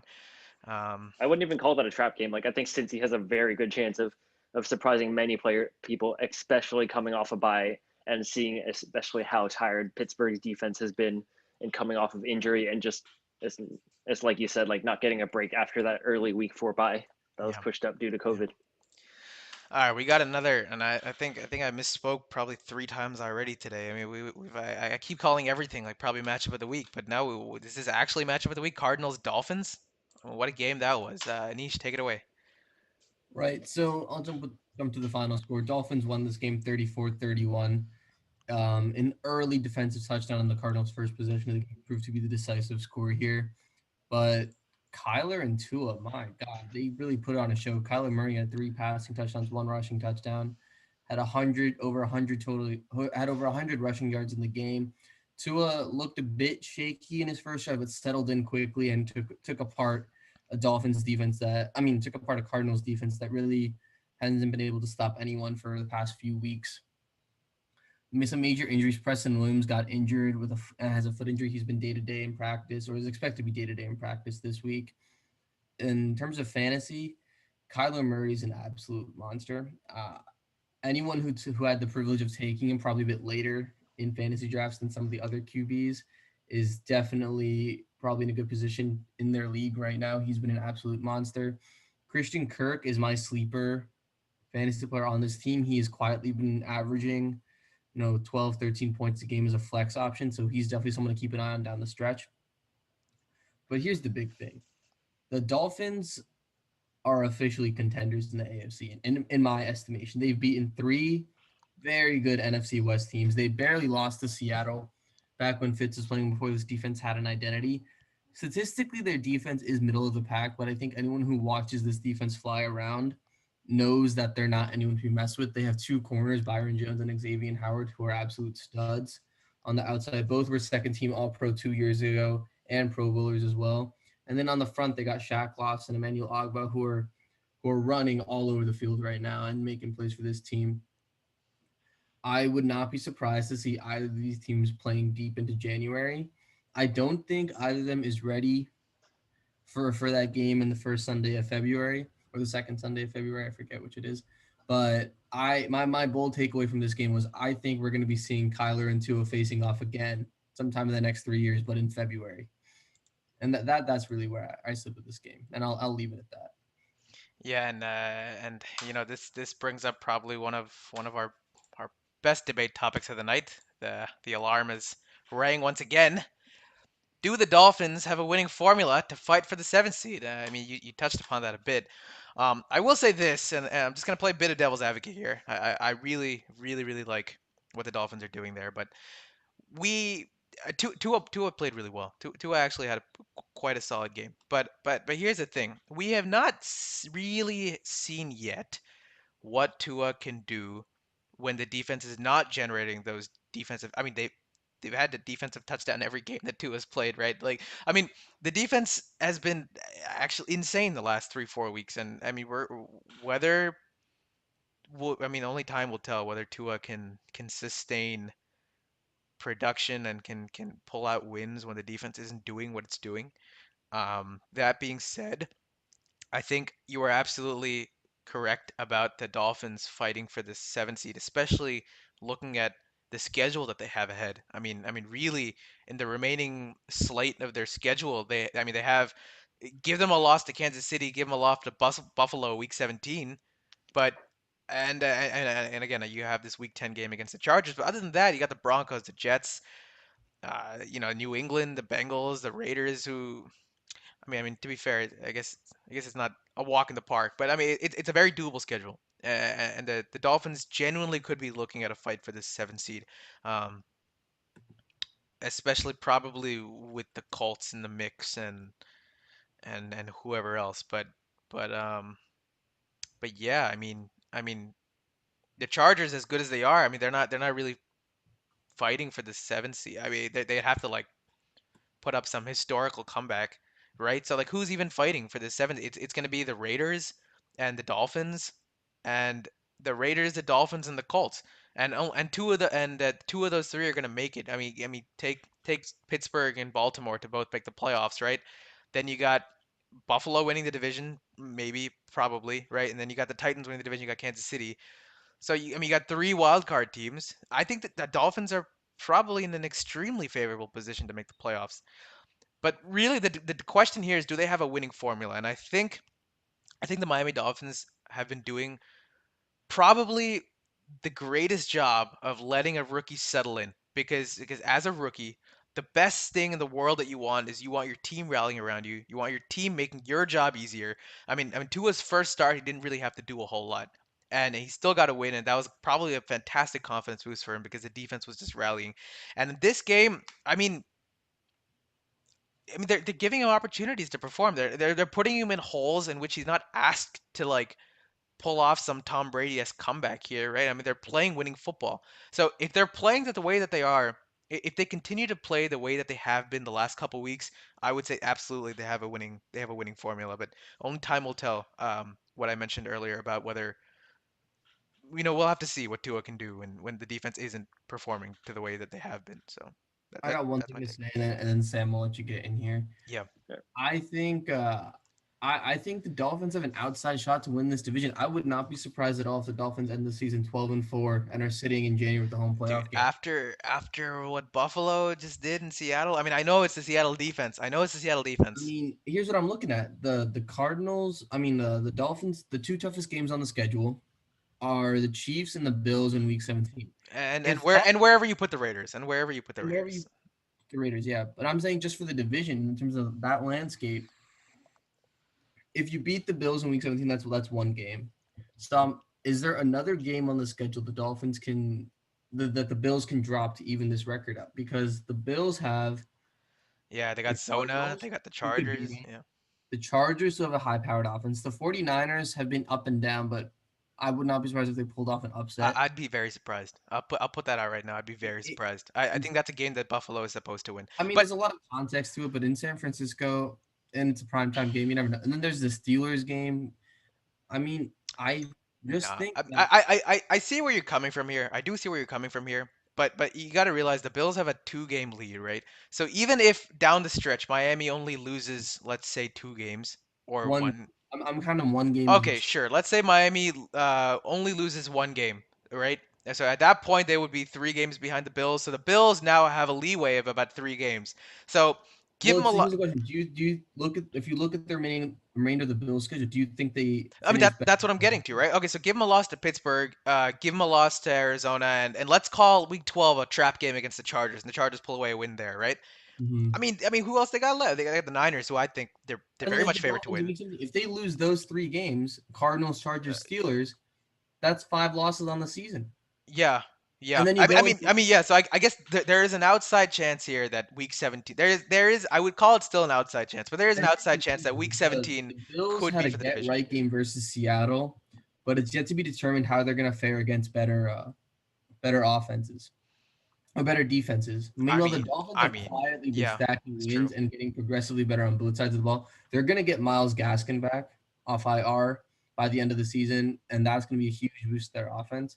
But I don't know. I'm high on. I don't know if Miles Gaskin is a huge improvement to their He's been offense. good. He's been good in spirit. Like he's been good. Kind of studying the since the Jaguars game on Thursday night. He's been a solid player for them out of the backfield. But yeah, Sam, I'll let you go ahead here. Okay, I'll rewind just a quick second, and then I promise we can get moving forward. But remember, do you guys think that taking Ryan Fitzpatrick out early, a couple weeks back, do you think that looks like a good move now? Like a few weeks ago, like a lot of people were very concerned, like why are they taking Ryan Fitzpatrick out? Like he was doing pretty well and earning the team wins, but I said it in the minority compared to a lot of people that putting Tua in that at that point was the right decision because Miami, they were doing good. They weren't grasping at straws in search for a win for an answer. Like they wanted to do it on their own circumstance and into a bye to make sure that Tua had plenty of time to get prepared. And like sure, like we haven't seen what Tua's full potential is yet because as we've said, like the defense has come in very clutch for Miami the past 2 weeks. But looking back, like I said, it was the right decision a couple weeks back, and I still stand by that decision. Yeah, yeah, hindsight is 2020. You did. Oh, To all the listeners out there, Sam did say it was the right decision, and I think I I did. concur, Sam. I think I also said it was the right decision at I the think time. I think that but again, because I'll offhand play aside, devil's like we advocate here just real quick, all right? Because Tua's first start, he really didn't do much, and I think Ryan Fitzpatrick could have got that. If the defense was still playing the way that it was unless there's a whole narrative to be played here that the defense is now starting to play out of their mind because now they're all behind Tua, right? They have to support I the mean, rookie QB. watching No, watching I'm the just kidding. Cardinals I'm just kidding. game, Tua extended some plays. He Like did. he He did. really kept. he Again, did, yeah. yeah. And, 20 of 28, 248, and two touchdowns. Solid performance, especially from Yeah. a rookie. And the biggest thing, and this is the thing where I think Ryan Fitzpatrick would have hurt the team. I mean, because how often have you seen a Ryan Fitzpatrick game without a turnover here or there, right? Tua Yeah. had no turnovers on the day, which was a huge, huge thing, right? So I mean, the turnover margin, that's gonna win you games. So yeah, yeah, we'll have to see. I think I kind of brought light to an interesting topic there, Anish, with potentially week 17 being for the division, but I don't know. We'll have to see. We'll have to see. Um, Continuing to go. We got the Sunday night game. We got the Sunday night game. Buccaneers Saints. I think it's mine to go now, and this is really all I can say. You had a game with all the hype coming around it. The Bucs lost to the Saints week 1 of the season, but right now at this point, you had the two leading passing touchdown leaders in the NFL history head to head, right? And Breeze leaped over Brady, and it's been a constant back and forth, back and forth. Who's number one in passing touchdown, who's number one. And it's been a flip flop all season long. Sadly, this game was not a flip flop all game long. I don't even know. The Bucs showed no semblance of life in that game whatsoever. And this, I think this win means a whole lot more to the Saints than it does to the Bucs. And I'm not talking about from the perspective of solely, yes, they beat a divisional rival who was staked to win the division. Yeah, that was a huge thing, obviously. But I'm also talking about they kind of came together as a team in a way that I really haven't seen them play much this season, because in a lot of the games, the Saints were heavily relying on Alvin Kamara. Their Drew Brees was looking a little shaky. It kind of looked like a very dink and dunk kind of offense, like led by just an offensive superstar who is Alvin Kamara, and defense has kind of been bend don't break ish, but not really as much until Sunday night, where I mean, if you look at that front four, if you have Cam Jordan, David Onomata, Marcus Davenport, Trey Hendrickson, Malcolm Brown, Malcolm Jenkins, Demario Davis, Janoris Jenkins, all playing the way that they did against the Bucs, against the high-powered Bucs, I mean, this team is now all of a sudden looking like, it might even be a favorite moving down the line. I mean, we saw a resurgence of Drew Brees against what was entering that week a very stout Buccaneers defense. And I mean, if I'm the Bucs right here, as much as you definitely want to see what went wrong and watch the film, I think you kind of just take this game as a wash. Um, I mean, you take it as a wash, you keep moving on. But the Saints, yeah, I don't know, something really changed, and if this is like serves to be a momentum booster, especially defensively, this Saints team playing like this is an extremely ominous team moving down the stretch. I guess I'll just really just I'd give a recap about the Bucs offense, but there's really nothing to say. Like I'm trying to look by the play-by-play. It looks like there's actually nothing. I'm kidding. I'm not looking at the play-by-play. There Yeah. was nothing. Um, but on the bright side, yeah, you do have teams of Tom Brady continuing to break records, and this week's record was Tampa's offense ran the ball a historic NFL all-time low 5 times. So there's your Tom Brady record breaker of the day. But full wipe by the Bucs. I think the Bucs will get right. I we've seen, and I already know. I already know these Brady lovers are already saying, the Chiefs blew out Brady in 2014 during that Seahawks Super Bowl campaign, and look what happened. Brady got mad. You know what happens when Brady gets mad? He comes On to back big. Cincinnati. On to Cincinnati, and I mean that's what the Uh, Bucs got to do right now. They got to go on to whoever. yeah. Who they even No. got? Whatever. But I think the Bucs will be Yeah. okay down the stretch. I think though, I think they just forget this game. I would say I really tried to. It just made no sense to me. It made no sense to me why the Bucs played the way that they did. I forget defensively. I mean, the Saints have a high-powered offense. We just got back Michael Thomas. Not that Michael Thomas did anything otherworldly in this particular game, but I mean they had to take away defensive pressure off of him. I think Kamara is honestly Kamara and Taysom Hill. Taysom Hill, underrated aspect of this offense, an absolute stud who's changing the way offense is being played, honestly. The Saints play a different style of offense from any other team in the NFL, because it's almost like they constantly have this fear of a wildcat or all these other stuff, with Taysom Hill being an absolute beast playing 9 different positions on the field. So I mean, this Saints team is no team to be messed around with, and I think the Saints trip to the Super Bowl comes down to that front four. I think the offense, we know it can get it done, but once again, if Cam Jordan, David Onomata, Marcus Davenport, Trey Hendrickson, they continue to play the way they did, I mean that's a really scary team. And they beat Brady the only way that historically Brady has been beat, which is you pressure the heck out of him. And Brady was pressured. Brady had no time to make his throws to his like all pro list of receivers, and I mean that's really it. And that's all she Like wrote.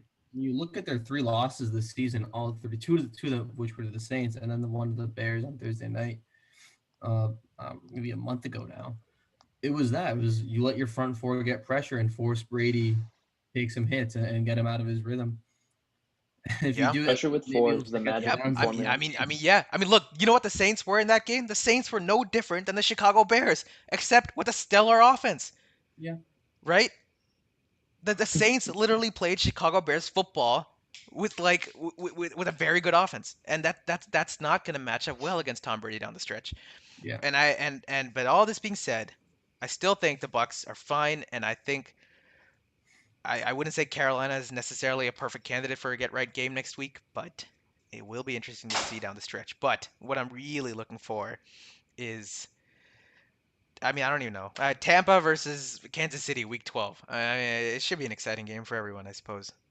But this game to the Saints was really something, man. Because I think a lot of people would have been saying Week 12, Tampa Bay, Kansas City would be a glimpse ahead at a future Super Bowl right here. But I mean, we'll see. We'll see. I think the Bucs can turn it around, but it's gonna have to start with coverage of Brady, and the Saints just got to keep doing what they're doing. Do you remember when Kevin Durant first signed with the Warriors? Everyone was preparing for the Warriors to just tear through the whole NBA, like 82 and Ah, yes, sir. and then Are you they about to bring opened up the first opened game the against the season Spurs? and the Spurs with Yep. just Kawhi Leonard just Yep. clap them up. It was like a 25, 30 point loss. It was awful. Yeah, It's fantastic. yeah, And We then love to all see the it. commentators This were like, just one game. AD game for them was a lot like that, where yeah. it was they didn't know the play calling was somewhat off. They didn't know how much to use AB, how much was necessary. Should you put him in the slot? Should you put him outside? And so I really think a lot of that game boils down to this. But in a much broader sense too, though, the Bucks have looked shaky in a lot of spots this season. I mean that I feel Yep, like that yep. defense will get it turned around, but we talked about it with respect to the chart from the Chargers perspective, but the Bucks were down 24-7 to a Chargers team. They were down to They the Giants last week. they lost on a short Yep. week to the Bears in a game that they objectively should have won. And I'm looking at this team and I'm thinking, which version of the Bucks are we gonna get? Towards the end of the season, I I think they got their issue with the penalties taken care of a little bit, but it'll be really interesting to watch how they come down the stretch because the NFC, especially if you get the Packers and you get the Seahawks coming into the postseason, Brady could end up playing some playoff games in cold weather. So I really want to see how that shakes up. I But mean, did the Bucks just lose the division? Did they really just didn't write themselves out of the one seed? my conspiracy theory about that, I think Brady realizes that there's no fans, and he realizes that if the Saints win this division, He he'll has to get play in to the go. dome. He gets to play in a quiet dome. And we all know how hard it is to beat a team 3 times in one season. So the Saints beat them twice. So the Saints are probably sitting back like, what do we fix? Yeah, but I don't think they had to get clapped up the way they did. They did not. They absolutely did not. But I'm saying, that's my conspiracy there. I think Brady Yeah, wants the Saints to have home field advantage because he wants to go through the dome. He wants to yeah. play in that quiet dome and use the hard count and do whatever he wants to just run all over the Saints in January. But that's my little conspiracy theory. Or better yet, if they get the 5 seed, they get a beautiful trip to Philadelphia, which I'm sure Tom Brady would love to see, Oh yeah, I'm sure he wants especially after. Philly and Lambeau I and don't know, Minnesota. man. So, I mean, just real Yeah. quick before we move on, like, I mean, what do we think now? I mean, what is He's, I mean, are we all panicking now? Is Tampa no longer the team to beat in the NFC? I never thought no. they were.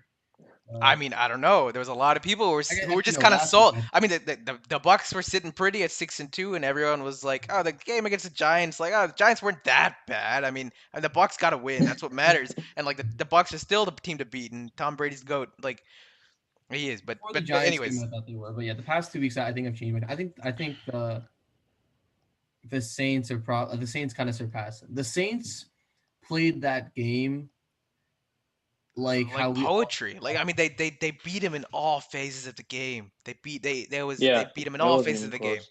Every single phase of It the was game, they beat ridiculous.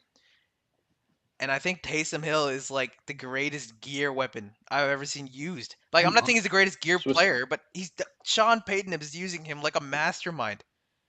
yeah. You know? He's the future of that franchise once Drew I retires. mean, I don't So know, man. I think as of now, I mean, quote I mean, unquote. dude, maybe we're gonna see Sean Taysom Payton's Hill. words, not mine. Taysom Hill is gonna end up being like lead running back, lead receiver for Jameis Winston in 2 years, Here's the man. thing That's though, that's like obviously what's gonna happen, right? the storyline too, right? Is like Michael Thomas being out, Emmanuel Sanders being out.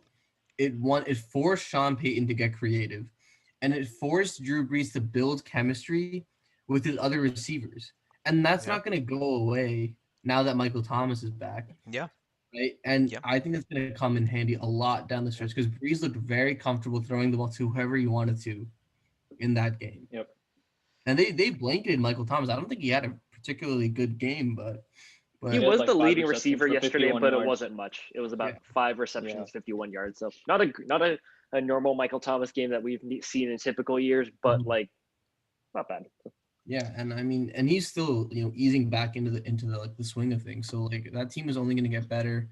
Back-to-back weeks now that defense has stepped up and made plays down the stretch of games. Well, in the Bucs game there was no down the stretch. It was really just And hey guys, real quick, this also happened to be our last big discussion topic of the day. So if we choose to, we can keep going with this for just a tad bit before we decide to move on. But also, guys, I have to say, I think this is something nobody's talking about. I think it's super important. The most underrated storyline of that Saints Buccaneers game, Jameis Winston revenge game. yeah. That's what everybody was looking Oh, forward James to. keeps those That is what dubs. everybody was looking forward to. And you know what? Isn't it Jameis W? Yesterday. Jameis didn't even have the decency to throw a pick six, but whatever. Whatever. Mhm. I mean, that's it. Do we have anything else to say? I mean, uh, I mean, hats off to the Saints and on to the next one for the Are the Saints Bucks. on a 6-game winning streak now or a 5-game winning streak? I don't know. Yeah, Yeah, man, the They Saints I are started doing. believe 1-2, it's if I'm not 5. mistaken, They're right? Yeah, 6-2 now. yeah, yeah. So this, Yeah, yeah, Yeah, pretty. they're on they're a getting 5 game talk winning about a streak. team that's getting hot at the right time. The Saints, the Dolphins, like they're playing phenomenal football. Roll preview. Yeah. Anyways, let's get on to our final last game recap. Turned out to be somewhat a decent game. The Patriots versus the Jets on Monday night. I believe that's Sam. You want to do a quick recap? Yep, I got this. So yeah, like I'll call this the game of the week for some because compared to Tampa, New Orleans, it clearly was a game of the week. Okay, so yeah, so Sam Darnold was out with the shoulder injury, so we had Broadway Joe Flacco at QB for the Jets, and he didn't look bad the first half. He had 2 beautiful touchdowns, one to Rashad Perriman and another to Jamison Crowder to be up 21-10 at the half, and maybe losing the lead on the first overall pick. Okay, and come the third quarter, we get exchanged touchdowns by both teams. Now this drive has no significance whatsoever, but I want to talk about it just because it's very New York Jets. So New England leads another very long drive to about the 30. It ends up at 4th and 1 to try a field goal, where or, or just as the kick goes through and everything, the New York Jets have 12 players on the line lined up at the line of scrimmage. So New England then gets an automatic first down and nothing else happens from that drive besides a closer field goal in the end. But I just wanted to talk about that because that's very New York Jets. Now, with about 5 minutes left, and Joe playing pretty well throughout the entire game, and for the most part, up 27-20 at this point. And Joe throws a 50-yard long bomb completion to J.C. Jackson. Sorry, interception. That was intentional, I promise. But then gives Cam the ball back at about midfield to give him time to score, or right before the 2-minute warning, and then another 3-and-out by New York. Cam gets the ball back with about a minute left to score with a bunch of dump offs to James White, to set up a game-winning kick for another revenge game that I think a lot of people have either forgotten or not thought of. Nick Folk nailing a 51-yarder to win the game in regulation and keep the Jets on track for the first overall pick. Yeah, man. It's kind of sad. It's kind of sad. I think I'm happy the Patriots got a kind of get right game here. But when you're really looking at it, the Patriots are literally two Cam Newton rushing touchdowns at very close, like against the Seahawks, he was stuffed at the line, and then against Buffalo, he fumbled for the potential game tire, perhaps even game winner later on. And I mean, they got those two plays at 4-5, and then they're a drive away from beating Denver. I mean, it's actually kind of sad. The Patriots, honestly, at this point in time, could have been sitting at 4 or 5 wins. They really could have been sitting at 4 or 5 wins. But I mean, here they are, 2-5, with their get right game against the Jets, and they get no break now playing the Ravens and the Cardinals in 2 of the next 3 weeks, and then the Chargers and the Texans and the Rams. And I mean, it's sad. I think the Patriots really could have used that early season buffer, but I guess uh, I guess enough about them. I guess we've wrapped up our game recap segment of this week's podcast. So let's move on to some fun things, shall we? Let's do a quick power rankings segment, shall we? So I mean, week 9 is a big week. We're just over halfway done with the season, and I think at this point in time, it's we've touched base on this a lot throughout these game recaps. But Anish, real quick, this week it's your turn to have this segment. But let's go undisputed. Top 5 NFL teams. I'm gonna start. Yeah, I'll just start from at number one. I was gonna count backwards, but I don't feel like doing that. Number one, I until someone proves me wrong, it's the Chiefs. The Chiefs have to be number one. Um, I don't really care if they're down 15, 21. I don't care how much time is left in the game. You give Patrick Mahomes the exact number of possessions required, he will get the comeback done. That team is the class of the NFL. It's them, and then it's everyone else. And yeah, they're the undisputed number one until I see some kind of evidence otherwise, or God forbid, an injury takes place and they're not the same. But right now, they're the best team in football. Yeah, and people say this time and time again, but you got clubs like the Saints and the Steelers, and they're playing. This is a quote directly by you, but you got them playing professional football, and then you got Patrick Mahomes and the Chiefs playing Madden out there on the field. So Yeah. On rookie. on rookie, who you got at number 2? Number two, I have the New Orleans Saints. They have been kind of underrated. I think if you were to tell people that the final score of the Saints Bucks game was 38-3, I think most people would have told you that the Bucks were going to be the 38 and the Saints would have been the 3. I personally have been wrong on Drew Brees this season. I thought he was washed, especially after the way he's closed out the season the last 2 seasons. And I think it's going to be really interesting to monitor how he closes out the season because he's fallen off towards the end of the season the past 2 years. But right now they're playing great football. They got Michael Thomas back, Emmanuel Sanders back at a great time.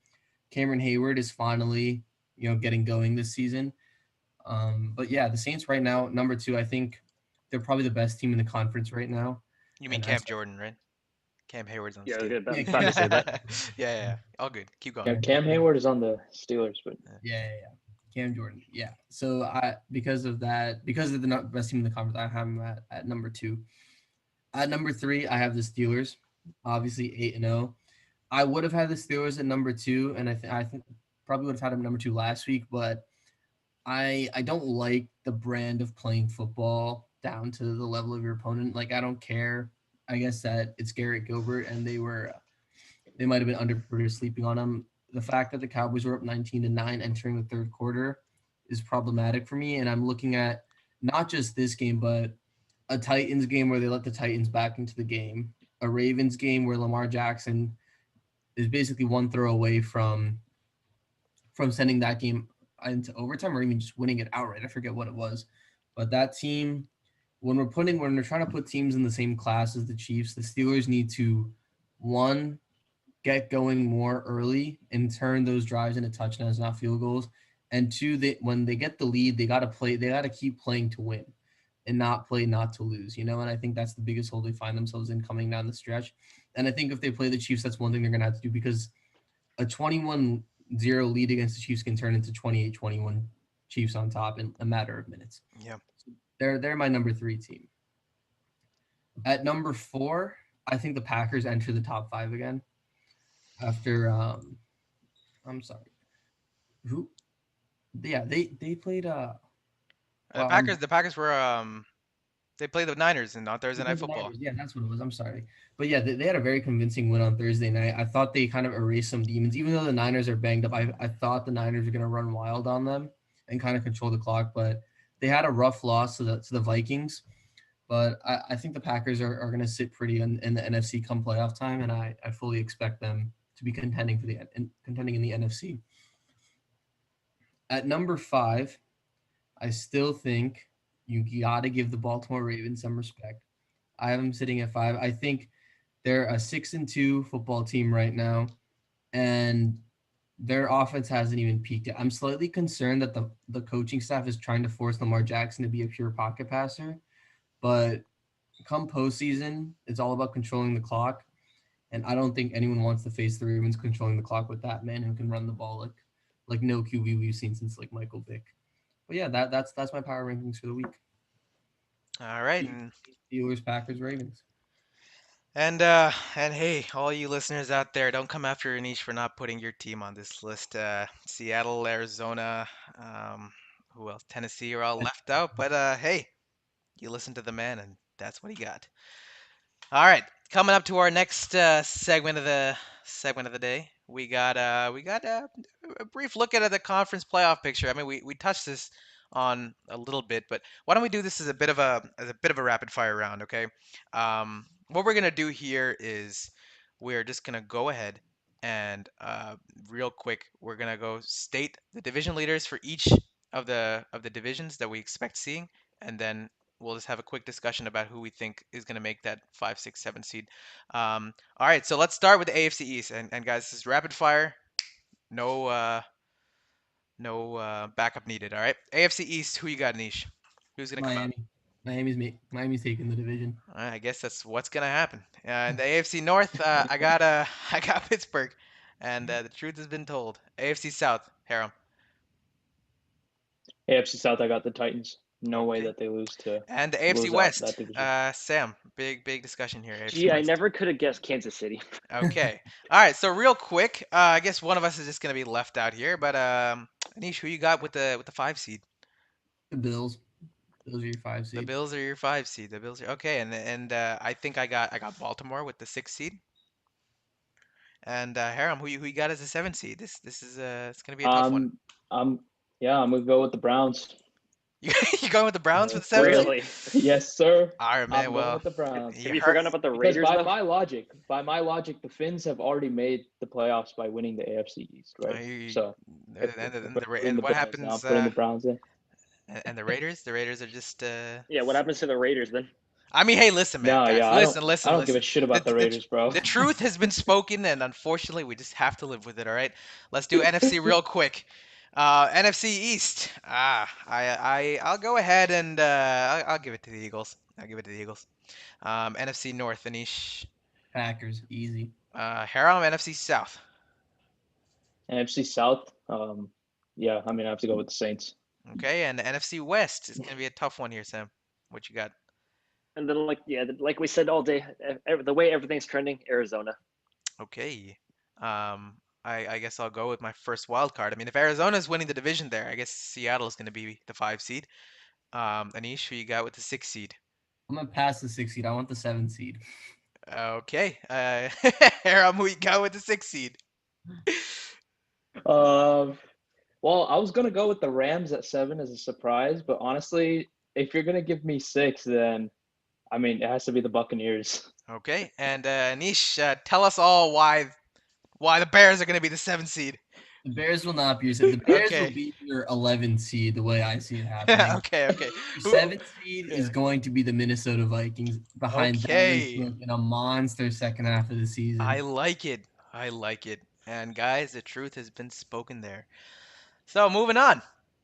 Any Big Ten, any big Week 10 storylines heading into next week, Harem? Yeah, I got a few. So basically for the Week 10 storylines, I think one of the most an important divisional game is coming up is Colts Titans. I think the Colts need to be able to prove that their defense can actually hold up for an entire game, especially against Derrick Henry and the Titans, right? High powered offense, even though they didn't, they did the Bears did a decent job against them. So the Colts got to use this to get right. Otherwise, I think that they're going to fade out of the playoff race if they lose this game. Because they can stay competitive in the AFC South if they win this game over the Titans, especially. Another big storyline is the Bucs Panthers. I was not expecting this to be a big storyline until last night when I realized that Bucs now need the Panthers as a get right game after they flushed the Saints game. Except the Panthers just almost beat the Chiefs. So I feel like the Panthers could play spoiler for a Bucs, supposed get right game. I mean, I don't think that Tampa's defense looked quite intimidating as we've seen it before. And the Panthers have some weapons. CMC's status is in question, obviously, but Mike Davis has proven to be a solid enough replacement. So, yeah, that's another storyline I was looking at. Bills Cardinals is a huge game that I'm going to be paying attention to, especially because if the Bills can beat the Cardinals, they'll now have beaten every NFC West team, and I won't be surprised later on in the season if they complete that sweep by beating the Niners as well. The Bills have to I guess they have to prove that they're for real for the second week straight, because the Cardinals defense is not as suspect as the Seahawks, which means that the Bills are going to have to make sure that they can continue to score. Another matchup I have that I'm keeping my eye on is the Vikings Bears. Currently, the Bears have a better record than the Vikings. However, the Vikings look like the better team than the Bears. So we are going to see if the Vikings can continue their streak, win, run the ball with Dalvin Cook, especially against the dominant Bears defense, right? Because if you look at it, the Packers and the Lions don't have the strongest of defenses. So when Dalvin Cook is running wild, people are like, oh my God, wow, so many points, so many yards. But you're also not surprised that he's running wild on those defenses. So that's a matchup I'll be looking at. And my last matchup for the week that I'll be really paying attention to is Seahawks Rams, right? So the Seahawks need to prove that their defense cannot just continue to give up points, because Sean McVay is a great offensive mind. He's going to exploit the shit out of Seattle's defense if he knows that there's weaknesses that are not going to be paid attention to. Jamal Adams, Quentin Dunbar, these players got to start playing better football. Whoever it is, right? Even if Dunbar's out with his knee, like his backup needs to play well, because the offense, I think the Rams offense can run a train on the Seahawks defense, just like the Bills did, just like I want to say the Patriots did, right? The Vikings, whoever you want to call it. So that's a game I'll be paying attention to. Obviously, it's also a divisional game, so it means a lot moving forward. If somehow the Rams manage to stack enough wins to where they own a tiebreaker with Seattle, that'll be crazy, right? If Seattle goes into some sort of a downward spiral. And yeah, the Rams will continue also, if they win this game, to stay in contention with Arizona, which I believe they have not played once yet this season. So yeah, those are the main games and main storylines I'll be focused on in week 10. All right, Haram, and piggybacking right off of that, let's do our second rapid fire round of the day. Taking a quick look at week 10 games, and here's how it's going to go down. I'm going to give you guys game, and I just want you to give you your quick 10-15 second spiel about who's going to win and why, and we'll just keep going from there. Let's start with the Thursday night football game. Anish, Colts Titans, the 5-3 Colts versus the 6-2 Tennessee Titans. Who you got?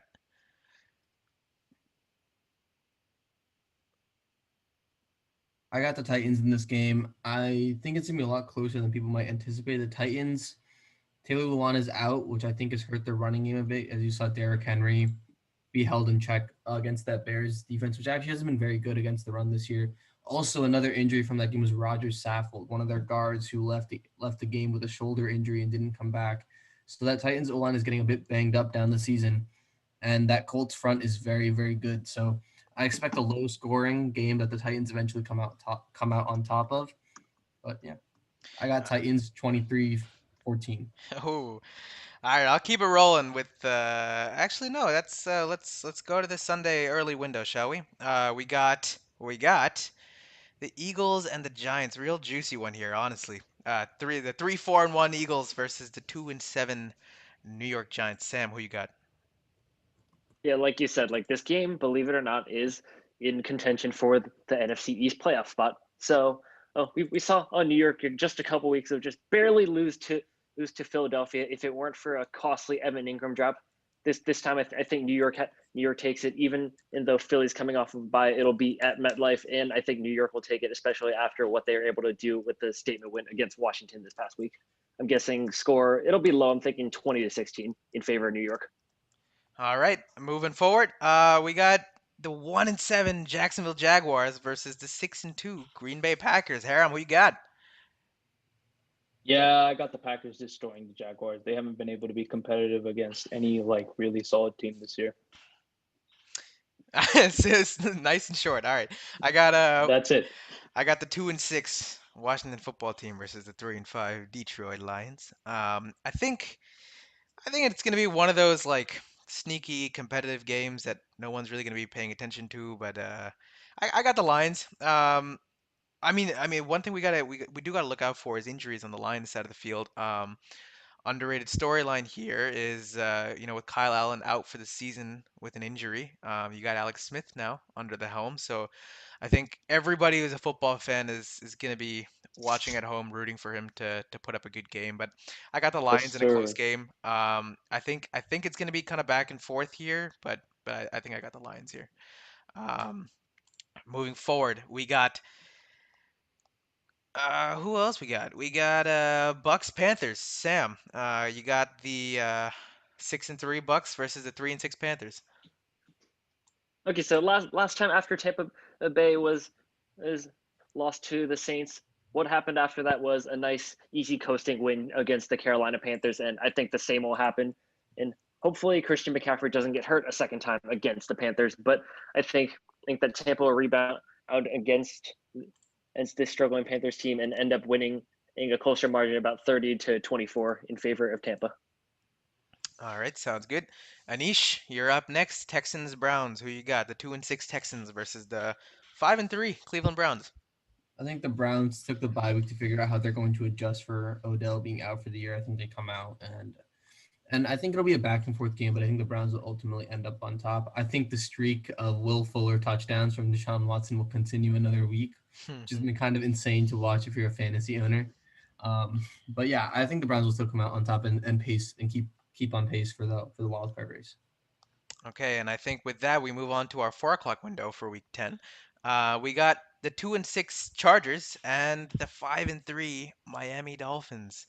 Haram, who you got in this clash of exciting young quarterbacks?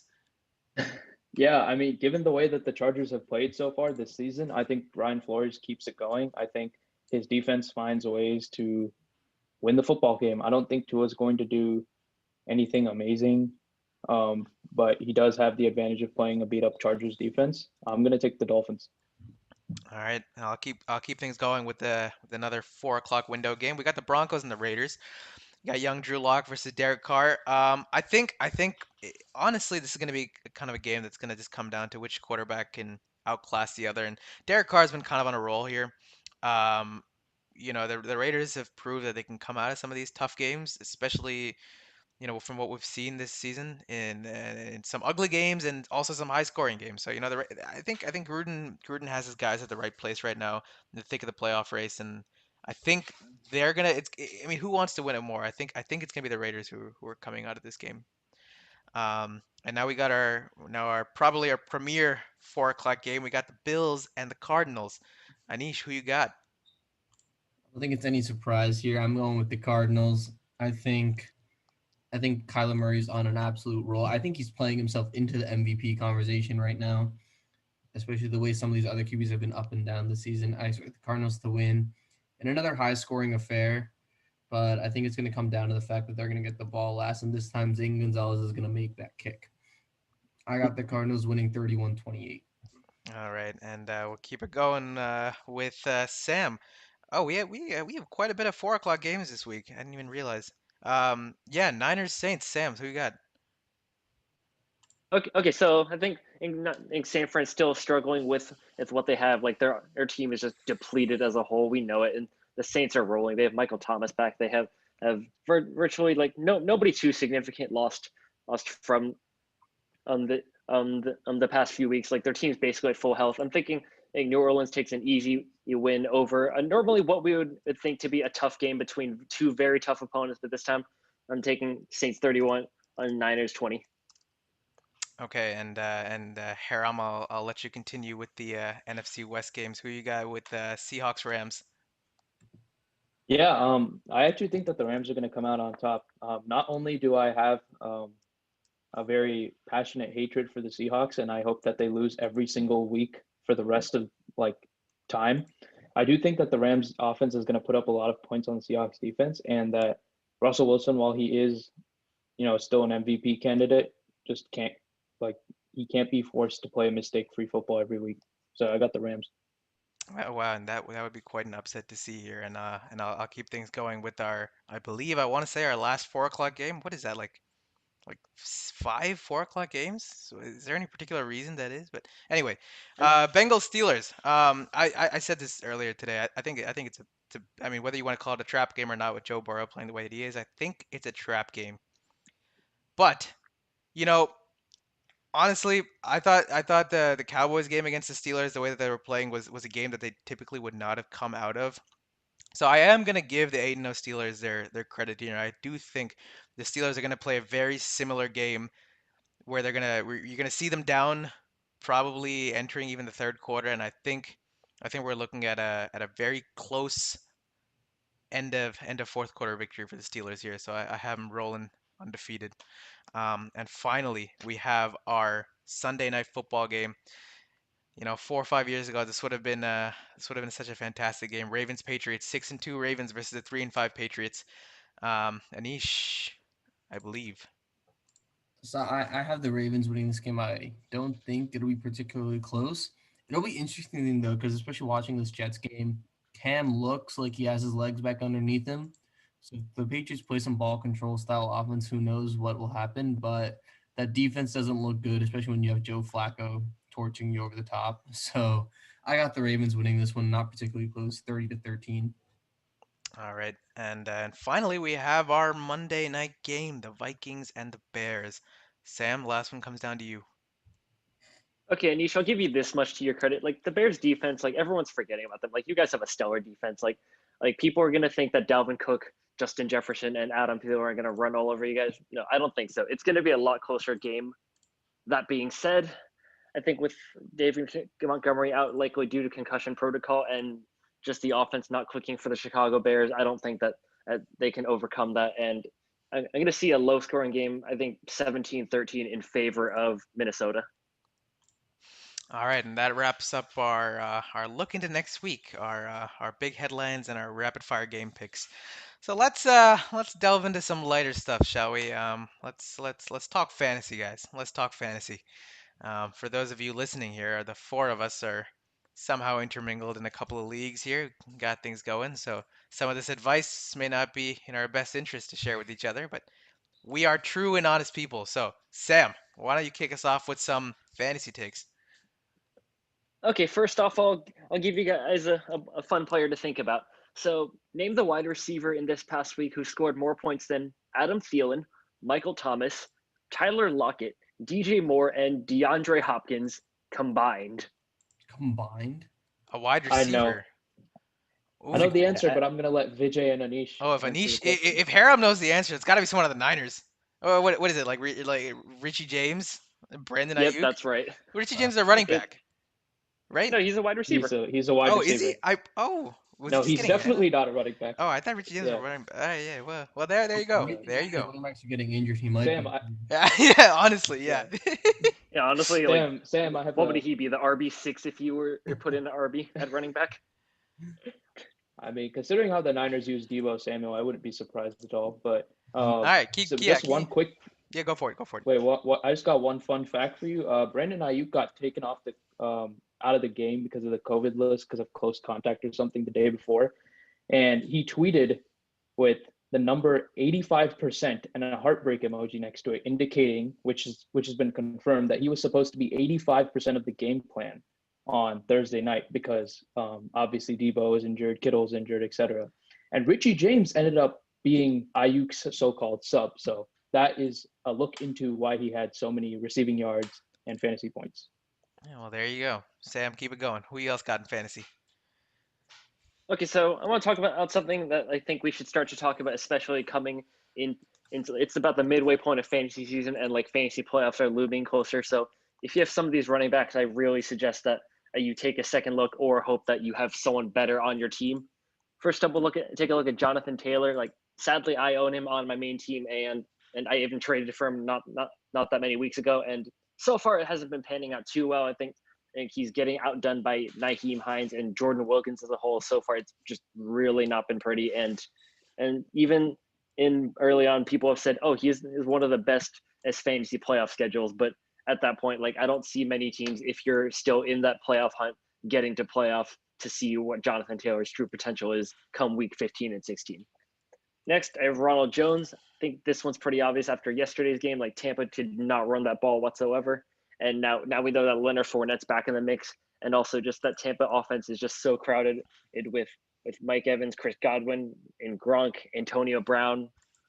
That like I don't think that they're going to be rushing. That Ronald Jones is going to be capitalizing on the touches that he'll be limited to and be getting.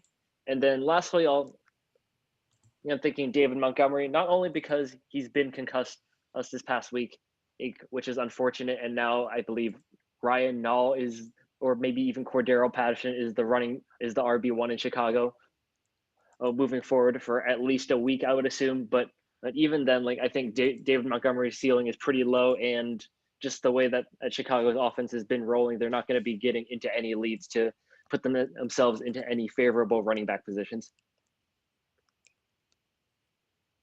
All right, and It, yeah, and I guess real quick, what do you suggest to fantasy owners? I mean, what do they do if they got these guys? I mean, what are you doing, Sam? What are you doing with holding on to Jonathan Taylor? What's your plan of action? Well, like I said, like if you do have anyone better that you can put into these spots, I'll like start them. Like keep Jonathan Taylor as a backup on your bench in case one of them gets injured, and hopefully he'll pan out, like come closer to fantasy playoff season. But if you're still fighting right now and he is your RB1, then like see what you can do. Like I'm sure, like like right now I have Michael Thomas on my team, and like I see a lot of value in players like him where we don't know what his full potential is yet, and like you want to ride that value high and see if you can get another or a good running back, maybe even in like a James Robinson or another young guy who you can probably argue that like you can and tell in whoever you're making a deal with that they're not guaranteed to get at the yards or the carries, but you know that they have potential moving forward. All right, Is Sam. Curtis Samuel someone on your radar, Sam, as a sleeper flex option with the carries he's been getting out of the backfield? So I repeat that in here. I said, is Curtis Samuel someone you're considering as a sleeper flex option, considering the touches he gets as a receiver and as a running back? Well, full disclosure, I didn't want to say it, but I also own DJ Moore on my fantasy team. So if I'm being perfectly honest, yeah, you should pick him up. But do I want to admit that to anyone? Of course not, because me, DJ Moore, and his I believe it was 2 points that he got me yesterday are not looking too good for me. But that being said, he would be a great pickup, as would be Jacoby Myers, who we just saw on Monday night, who got roughly like 150 receiving yards on 10 plus receptions. And so like there's not much on New England's offense to go with, but if there is one option who I think will keep getting touches, it'll be Jacoby Myers moving forward, who I believe should be a fantasy free agent on many of your leagues. All right, Sam. Candid advice, clearly. Let's keep moving, guys. We got some fun in store for you now. So once a week, you guys will notice we're gonna be doing a little flex option here for a segment. So today our meme segment for the day is we're gonna do a little bit of a draft here. And today the position that we're going to be doing it is going to be wide receivers. Um, so here's how this is going to go down. All right, we got 4 rounds. We'll go in snake order, and you know I don't want to do this with the perspective of fantasy in mind. I want to think about it when you're thinking about building a team around. We're all going to try to build a core of 4 wide receivers for your future team. Let's say entering the next season, we're going to go in snake order, and yeah, I mean, I don't really care who has the first overall pick. Nish, why don't you kick us off? First overall pick, who you taking to build your team around entering next season? Um, this is a receiver who was traded this offseason, and the clear impact of his team can be seen in the two records of the teams of the record of the team he left and the record of the team he joined. It's DeAndre Hopkins is my number one pick for receiver. Okay, I guess oof, with the 2 pick there, I think as much as I love my boy there in Seattle, DK Metcalf, um, I think Devonte Adams would be really tough to pass on. So I'd probably go Devonte Adams with the second pick. Harem, who you go with the third? Um, I think with a third pick, assuming that he has juice left, which he has shown he does, I'm going Julio. I think having a versatile monster like that on the field, somebody who I think a lot of people think DK Metcalf is going to turn into, whether it be like Calvin Johnson kind of type. I think Julio is the person that I'm going as my overall one. All right, and Sam, you get the back-to-back here. Okay, first off, I'm thinking another pretty relevant trade at wide receiver that we all weren't sure if he would get the fantasy relevance or not. I'm thinking Stephon Diggs. Like we see now with Josh Allen, like we know Josh Allen had perfectly a good long ball, but just nobody could run fast enough to get it. Well, now he finally has Stephon Diggs, so I'm thinking like that's a great player to easily you rely on. He's been getting many multiple 100+ yard games, and that's been paying off in the long run so far. All right, Actually, I'm already. who's your pick five? Oh, you're already putting me back to back on the spot. Okay, well, I guess since nobody else has said it, and because he is clearly a foolproof option, I'll put DK Metcalf. Since sadly I'm a Tyler Lockett owner, and he's been taking the touches away from him. But I always like to see any wide receiver in Seattle shine, so I'll take DK with my next pick. All right, Harem, who you got with your second wide receiver? I'm glad I'm in this position and that Sam decided not to choose Michael Thomas because while I have Julio Jones on the outside or even on the inside, because that's how tough of a guy he is, I have just as equally as a tough guy with Michael Thomas sitting on the inside or the Y spot, if that's what you want to call it. So I'm going Michael Thomas as mine too. Okay, wow, Harem with the Julio MT combo here. Here's what I'm gonna do, and I think when I already got a guy like Devonte Adams there, generating the routes and all the other dimensions, I want a deep threat, and I think I gotta go with Tyreek Hill here. I gotta go with Tyreek Hill here. I think that 1-2 punch would just be too hard for DBs to work around. So I'm going Devonte and Tyreek Hill. Anish, I'm sorry, buddy. Who you got? Who you got with I your was second hoping overall? I was hoping Tyreek would fall. So I mean, I have Nuke, who's a possession receiver, on one side, and I'm looking for someone that will nicely complement him with some speed as well. So I think, well, I know rather, with the first of my two back-to-back picks, I'm gonna take Chris Godwin. Can put him Mhm. outside, put him in the slot, nice speedy guy who's also kind of big. And after that, with the second of my back-to-back picks, I'm gonna take AJ Brown from Tennessee, another Oh, possession receiver who can go deep, catch the ball in traffic, and I can kind of interchange all three of them between the slot, inside, outside, wherever I want to put them. all right. I like it. Okay. I guess for me, my third pick at wide receiver. Now this is kind of a tough one, but I see. I'm a big fan of people who run crisp routes, who get that separation, and I think separation's a huge thing. More than a guy who's going to bring down that 50-50 ball, and I think this is particularly a guy who's been slept on all season. I mean, it could be because a lot of other receivers are outperforming him or whatever it is, but I got my boy Keenan Allen. I think Keenan Allen has been someone who has kind of broken his own narrative about being an injury risk. He's been healthy for the last couple of seasons now, and man can run, dude. Man can run some clean routes. So I got Devontae and Keenan Allen with Tyreek Hill as my speed demon. Harem, who you got with the third? Yeah, so now that I have Julio and MT, my tough guys, I need a speed demon as well. And for that, I'm going to go with somebody that I think will continue to develop and get even better, especially with better quarterback play. And I'm going to go with Terry McLaurin as my next pick. The McLaren is going to be speeding down the field and going to be opening up all sorts of stuff for an offense with Julio and MT. So, yeah. All right, Sam. You got your last two picks right here. Okay, I'm thinking another speedy guy for my team, someone who's been pretty slept on. I don't want to say this year, but like he's lost a little bit of traction of what he was a couple of years ago. Thinking Adam Thielen now, especially for what he's done in Minnesota for the past few years. Even now with Justin Jefferson taking the spot away from Stephon Diggs, I think he's still a great option to go for. And number four, one of my I close friend's favorite players, or as he likes to call him, the speedster, as he says out of Temple, Robbie the Speedster Anderson out of Temple for my number four. Wow, man. Robbie Anderson. Who would have thought Robbie Anderson would be going in this draft? All right, I Aram, last pick Well, for I mean, you, have you buddy. seen what he's been doing this year? Like, I I think mean, he can you know definitely what? be in the Yeah, discussion. I'm sure Robbie Anderson would really appreciate him. Really appreciate you drafting him. That's all I gotta say. And plus, I have two undrafted players on my team, which I think is a very commendable thing to look at. Yeah, fair enough. Fair enough. All right, Aram, who you got with your last pick? Speaking of players that would definitely not be drafted by any of y'all three, as my fourth pick Richie and with some heavy James. bias, Richie James. Go for it, you're buddy. close. You're close. Tight I ends will don't actually count. You will can't take George consider. Kittle. You can't take George No, Kittle. I'm not taking Oh, Kittle, tight although I ends would don't love to count. because Nah. he can do literally Ah, anything.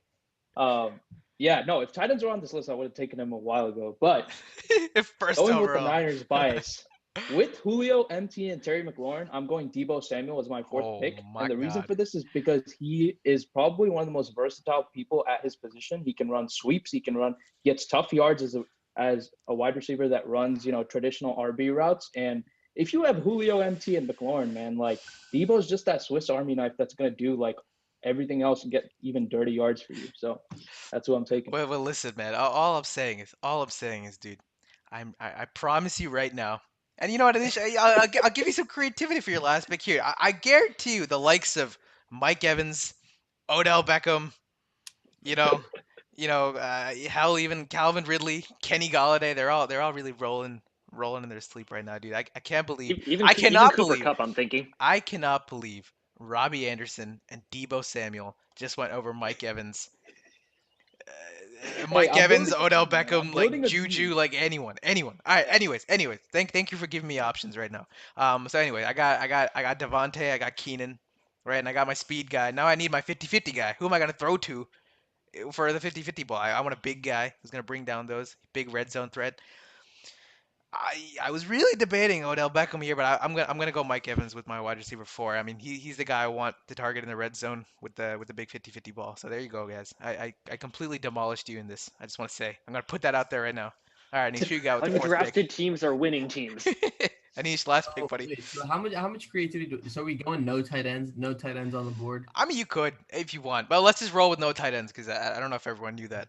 Because if tight ends were Who on the would board, you pick Kelsey if was tight my ends were pick. If allowed? tight ends were on the Actually, wait, I board, kind of want to Kelsey hear was this I pick mean, who anyway. else is But there like, in the pick a league? Like receiver, but like tell us your Kelsey and answer Kittle. anyway. No one's taking. I mean, at this rate, Sam, you're gonna take Darren Waller over Mike Evans too, so it's fine. It's fine, bro. Take a But tight anyways, end. my last pick, and Jermichael like I said, Finley. Go. I have three receivers that I can use interchangeably between AJ Brown, um, AJ Brown, Nuke, and Chris Godwin.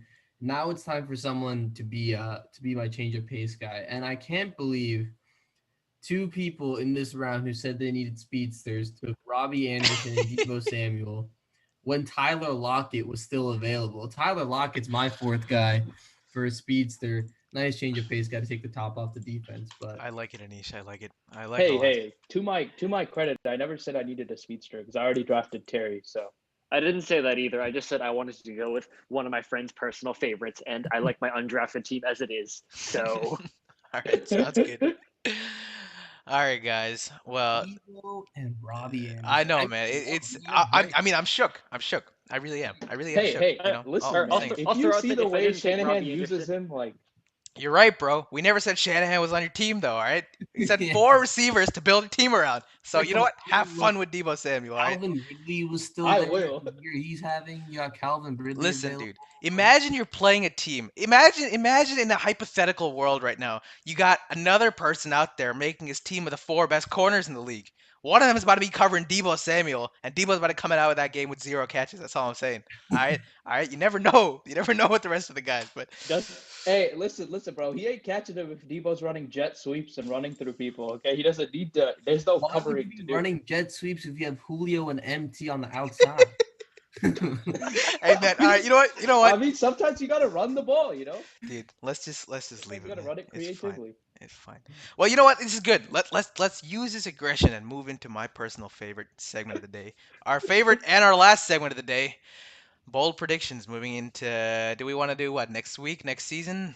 Anything? Bold predictions? Let's do next week. Yeah, week 10. Yeah, week okay. 10 bold prediction, guys. And listen. We're gonna be the judge of whether it's bold or not. All right. Don't give me some. Don't give me some weak not bold predictions. All right, Anish, do you want to kick it off? Yeah, here's mine. I think the Steelers drop a game, but it's not just that they drop a game. That's not bold. That's not the No, bold I would prediction. not call that That's bold. not bold. The bold part is how. Okay. Joe Burrow is going to throw for 500 yards and 5 touchdowns. 2 Bengals receivers will go over 125 yards receiving, and Gio Bernard is going to have 100 yards on the ground. It's going to be a bloodbath for the Steelers on Sunday. Joe 500. Mixon actually might be back, so it might be Joe Mixon, not Gio Bernard. if I'm not mistaken. 500. 500 yards. I'll give that to you. That's pretty bold. That's pretty bold. I'll give that to you. Yeah. That's pretty bold. That's pretty bold. All right. Haram, you wanna kick off with the next one? Ooh, yeah, man. I will kick it off. I think that for Week 10, the Niners are gonna beat the Saints because I think an extra long week. Man, and we said Shanahan is bold, not finally gonna- stupid. All right, yeah, go ahead. Go ahead. Yeah, bro, it's bold, bro. Listen. Okay. They're getting 4 extra days after being super tired, after flying back, after playing the Patriots, playing against the Seahawks, playing on a short week, getting demolished. I think Shanahan finally decides he's going to start giving a shit when Nick Mullins is QB, which he historically has never done. He never focuses on game plans if Jimmy G is not the quarterback. I think he gives a shit. I think Mullins' arm strength issues are masked by the fact that he plays in a closed top dome. And I think that the Niners stay competitive. They pull the win out. That's my bold prediction. All right, and I guess I'll go with mine. And this is something where, her I don't know. I don't know if you guys want to call this bold, especially given the way the Panthers just played against the Kansas City Chiefs. But I think, and I've never seen Brady get destroyed 2 weeks in a row. But I think the Bucs continue to struggle. I think CMC somehow runs I mean, if he plays, and I know there's a potential that he doesn't play there, and Mike Davis too. Fine, Mike Davis too. But I think the Bucs fall 2 in a row, and they get slapped up by the Carolina Panthers. I think Teddy Bridgewater has been playing pretty underrated ball out there in Carolina. I think he's gonna have himself a field day. And I think the curse of Antonio Brown proves true for the Bucks ever since AB. I don't know. We'll see. Is that bold? I think the Panthers are gonna smack up the Bucks. I mean, because it's Give me- very give me- rare. I It's think- very rare you see Tom Brady drop 2 blowouts in a row, He's let alone a fine. blowout. I So want to score. you want to score. You want to score. Okay. Well, I do think they score a touchdown this week. All right. But the Bucks that is. But Maybe no. two. But You know what? I'm gonna say the Carolina Panthers dropped 38 points on the Bucks, to which the Buccaneers only answer with 13. Okay, there you go. but also, what is Carolina's max point scored like this season so far? I don't know, man. I'm gonna. It might But- be that 31 It- against. the It was Chiefs. actually 31. They put 31 against Arizona as well, but yeah, Okay. 31's their highest. Oh, well, there you go. That's what I think. That's my bold prediction for the week. Though I don't see it being very likely.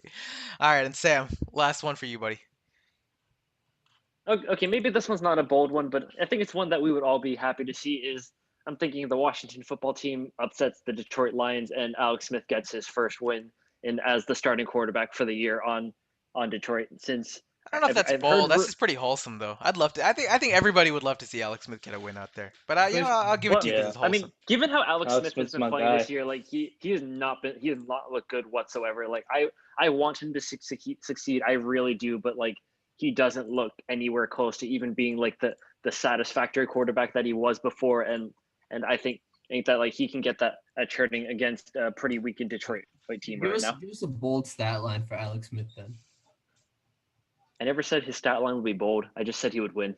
That's not that bold. Come on, That's not that bold, give us a but, bold prediction. You think? I mean, you just said you prefaced it by saying that he's been awful this season. So, I mean, you're telling me the Washington football team is gonna win through other elements of the game? Like what? Their defense is gonna go off? Like, Yeah, come on. defense. Yeah, defense. defense. They've had a good defense this whole year, and I think that'll make it an easier game for Alex Smith to get at 200 passing yards and 3 scores to win that game, but also 2 fumbles probably Also, lost by Alex Smith. Winning an upset even? I don't even know if I put Yeah, I that don't know in if the- that's an upset. You're talking about a team with a one win differential here. Tell me the Jags are gonna upset the Packers, bro. That's what I want to Yeah. hear. Yeah, Alright. that's a bold That's prediction. what I want. You know what? I changed my bold prediction right now. Right now, guys, I'm changing it right now. All right.